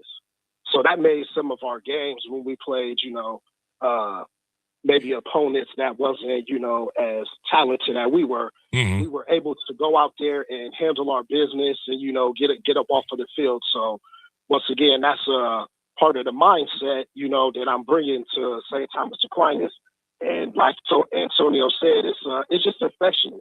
For some odd reason, I don't know what it is. Kids seem to gravitate to me. They seem to get excited. When I talk to them about playing football and the things that I see that they can do, maybe what they can't see, what they can see, they can do themselves, but things that I see in them to do, because I'm not just going to sell them a dream or anything like that. I'm going to help them achieve the dream. And once they see that they can achieve that dream and they actually achieve it, that's when the prize and the reward comes.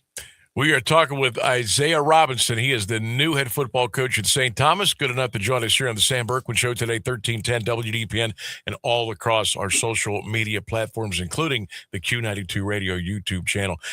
Coach, there's going to be some tough days. St. Thomas has kind of been struggling here a little bit, not just with wins, but with numbers, getting kids to come out and play and staying healthy and having enough bodies to get out there and bang during practice and get out there on Friday night to get it done.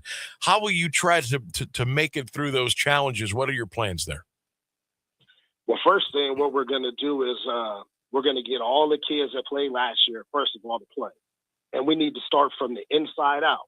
I know there are some studs. I know there are some kids inside of that school building that's hungry, that want to play football, that want to win, that want to get excited to get after it and play some football and want to play hard. So I'm going to start inside out, inside the school. And then we're going to work our way out. The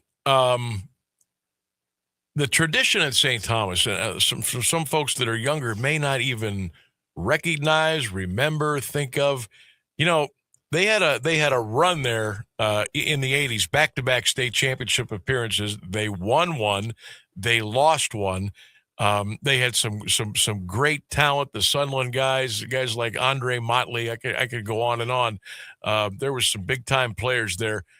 And I know it's a little bit away from trying to get back to that level, and you're going to have to take this thing in steps. But do you believe in your heart of hearts that with hard work and getting numbers up and getting guys to believe that you can start to approach that at some point? Yes, I do. I was talking to one of my good friends, and he was.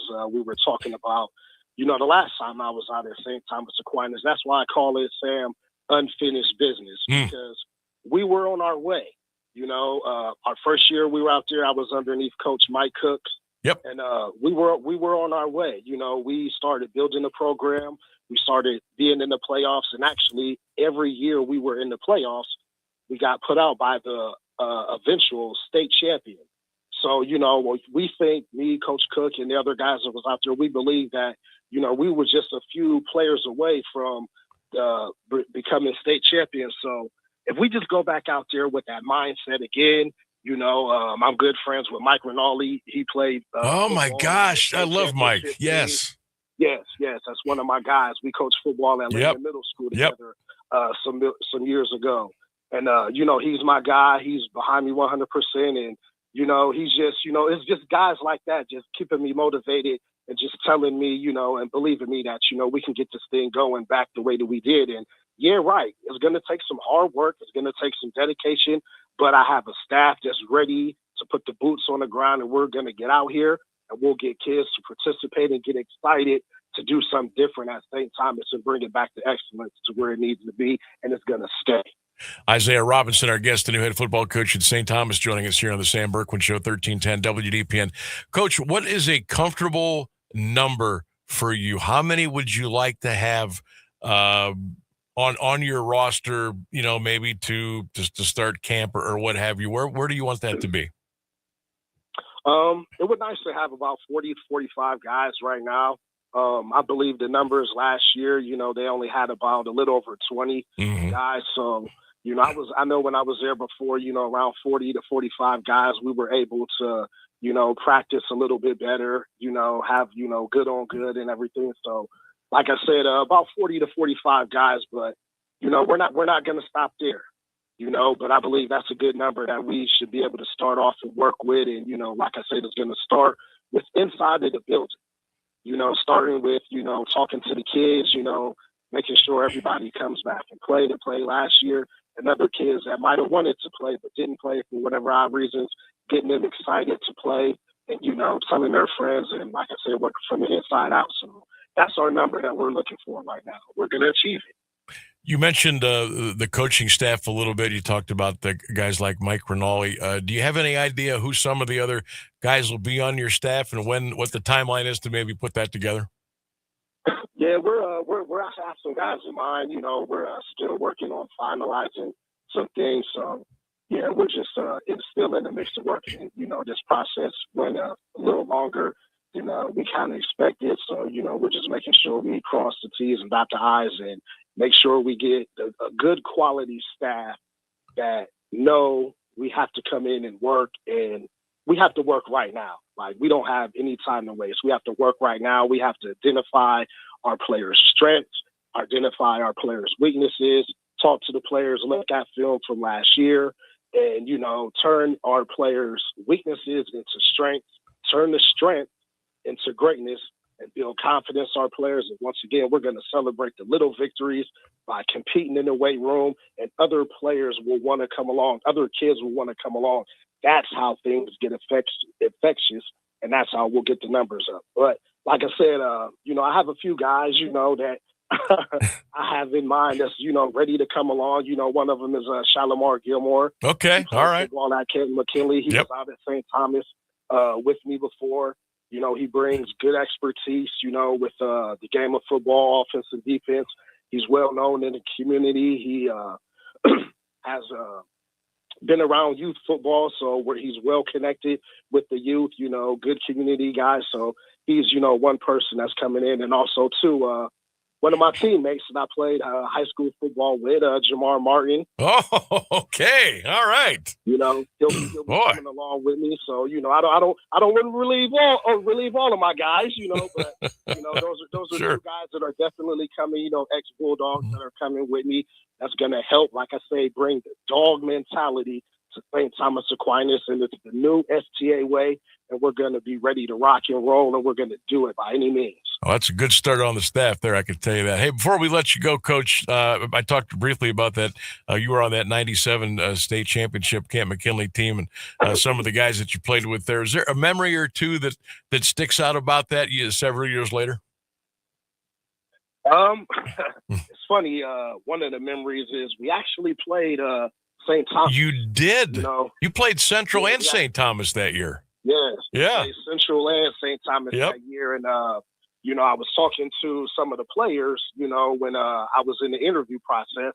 And I was telling them, the score when we played St. Thomas at halftime. When we played St. Thomas, it was 70 or 70. It was 70. I was there. Yeah. And I told them, it wasn't because that they were that much inferior of the football team. It was because our work ethic at practice. Yeah. We practiced against each other hard, and practice, we competed with each other. And that's what I was telling them, the type of mentality that I will be bringing to these guys. So, yeah, right. When we do go out, our first game that we play this year is against Strasburg. Mm-hmm. And Strasburg this year went to the playoffs. They actually won a playoff game. So we'll be facing a playoff team early this year. So we have to go out. We'll be the underdog as usual. But guess what? We're going to go out and we're going to compete and we're going to fight hard and we're going to come out with a victory. Why? Because we're going to work hard at practice. We're going to work hard in the weight room, and we're not going to expect anything else except for success. There it is. Isaiah Robinson, the new head football coach at St. Thomas. Coach, I appreciate you coming on today. Love the enthusiasm. We will be in touch, I'm sure, during the offseason and, of course, the football season coming up here before you know it. So hit the ground, my man. Get things rolling over there, and I know we'll be in touch. I appreciate your time. Oh, yeah. Yes, sir. Thank you. Thank you for having me. You got it. Isaiah Robinson, the new head football coach at St. Thomas, joining us here on the Sam Bourquin Show, 1310 WDPN. Shalimar Gilmer and Jamar Martin, part of that staff. Ooh. Jamar Martin. What an absolute train he was in high school and college. Oh, my gosh. He was one of the best. Hall of Fame City. Breaking. Louisville schools closed tomorrow. Ooh. Thank you, Hall of Fame City. Okay. So, Louisville, looks like you are off tomorrow. Alliance, you are off tomorrow. Honestly, I've been working under the assumption all day and all week that pretty much everybody's closed. The people aren't closed are the exceptions. Ooh. Well, if we get any more between now and 6, we'll be sure to pass those along to you. Right now, we'll take our final break, and we'll come back and wrap things up here on the show. 1310 WDPN. High school basketball is on AM 1310 WDPN all season long. Brought to you by SARTA. I'm Christian Bigglesworth, calling boys and girls action from around the Eastern Buckeye Conference, the Alliance Aviators, the Marlington Dukes, and the West Branch Warriors. And this year, listen live and free on the AM 1310 WDPN Facebook and X pages and the Q92 YouTube channel. High school basketball, powered by SARTA on AM 1310 WDPN. Teachers are dynamic leaders, shaping a new generation. They bring a variety of perspectives from diverse backgrounds, innovating how they teach to prepare students for our fast-changing world. Achieving this takes skill and expertise. They're tireless explorers, creatively discovering a universe of solutions, telling stories, experimenting, inspiring, mentoring, connecting cultures, and connecting with each other, leading by example. Experience the unique joy of helping students thrive. Teaching is a journey that shapes lives. Are you ready to begin? Explore teaching at teach.org, a campaign supported by the U.S. Department of Education, teach.org, and 1 million teachers of color. The impact of a meal goes well beyond feeding our bodies, because when people don't have to worry about where their next meal is coming from, they can truly thrive, like Marta. And now we'll hear from our class valedictorian, who with our hard work never ceases to amaze us. Please welcome Marta Moreno.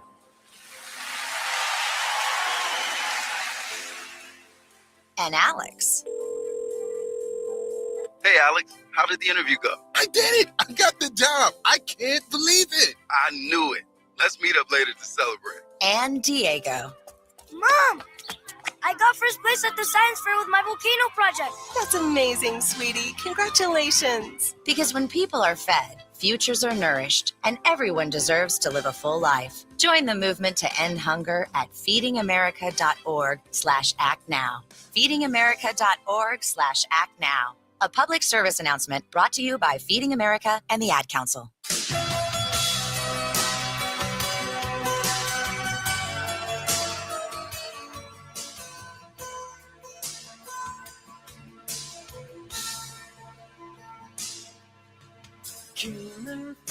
Welcome back to the Sam Bourquin Show. We've got about 3 minutes to go in today's program. Thanks to my guest, new St. Thomas head football coach Isaiah Robinson. Appreciate Mike Fuline, head basketball coach at Mount Union, for coming on today. And, of course, Ben Axelrod from At Awful announcing. All those interviews will be up in podcast a little bit after the show tonight. All you got to do is check out 1310 WDPN on Facebook, X, Twitter, Q92 Radio YouTube channel. I'll share them on my pages as well. If you missed those interviews, they will be up a little bit after the show tonight. You go back and listen and watch those anytime that you wish. Christian tells me that even Isaiah's will be on the Q92 Sports page. Okay. So, all right. Q92 Sports on Facebook. We're going to have it everywhere. Christian, burning the midday oil. Oh, no. I'll be doing that. Or Christian just told me to put it there. Oh, I thought he might be taking a nap by now or something. Sure he is. Gets up at, 4 every day or something Oh, like my that? God. I can't, because he starts the show at 5:30. Yeah. So, yeah, he's got to be getting up by At least 4. Because he's got a little bit of a drive in, too. 100%. Respect the hustle, Christian. Man alive. Oh, those are some hours there, man. Speaking of Christian, he'll have the play-by-play tomorrow night here, EBC basketball on 1310 WDPN. I'll be with my partner Lee Foster over on Q92 tomorrow night at 6:45 as Hoover will take on Lake, and we'll have score updates for you, all kind of good stuff tomorrow. That'll be over on Q92. Matter of fact, I can't think of a better way to start your day. We give you a couple of great options here. You got Rex in the morning here on WDPN at 6 a.m., and you got Christian and Lauren down the hall at Q92. They wake you up nice and early at around 5:30 a.m. as well. And Jake. Don't want to forget about Jake. We cannot forget about Jake. That's right. The man of many talents here on Smith Avenue. All right, that's going to wrap up a busy day today. Thanks to Rainsburg. Great job as always. Thanks to all of you for calling and emailing and texting and commenting on our social media platforms. Always a big part of the program. Hey, we'll do it all over again tomorrow at 3. Don't forget, we'll be live at North Canton Hoover tomorrow right here on AM 1310 WDPN. And, of course, don't forget, go Browns, go Guards, go Cavs, go Bucks. Have a great night, everybody. We'll see you tomorrow.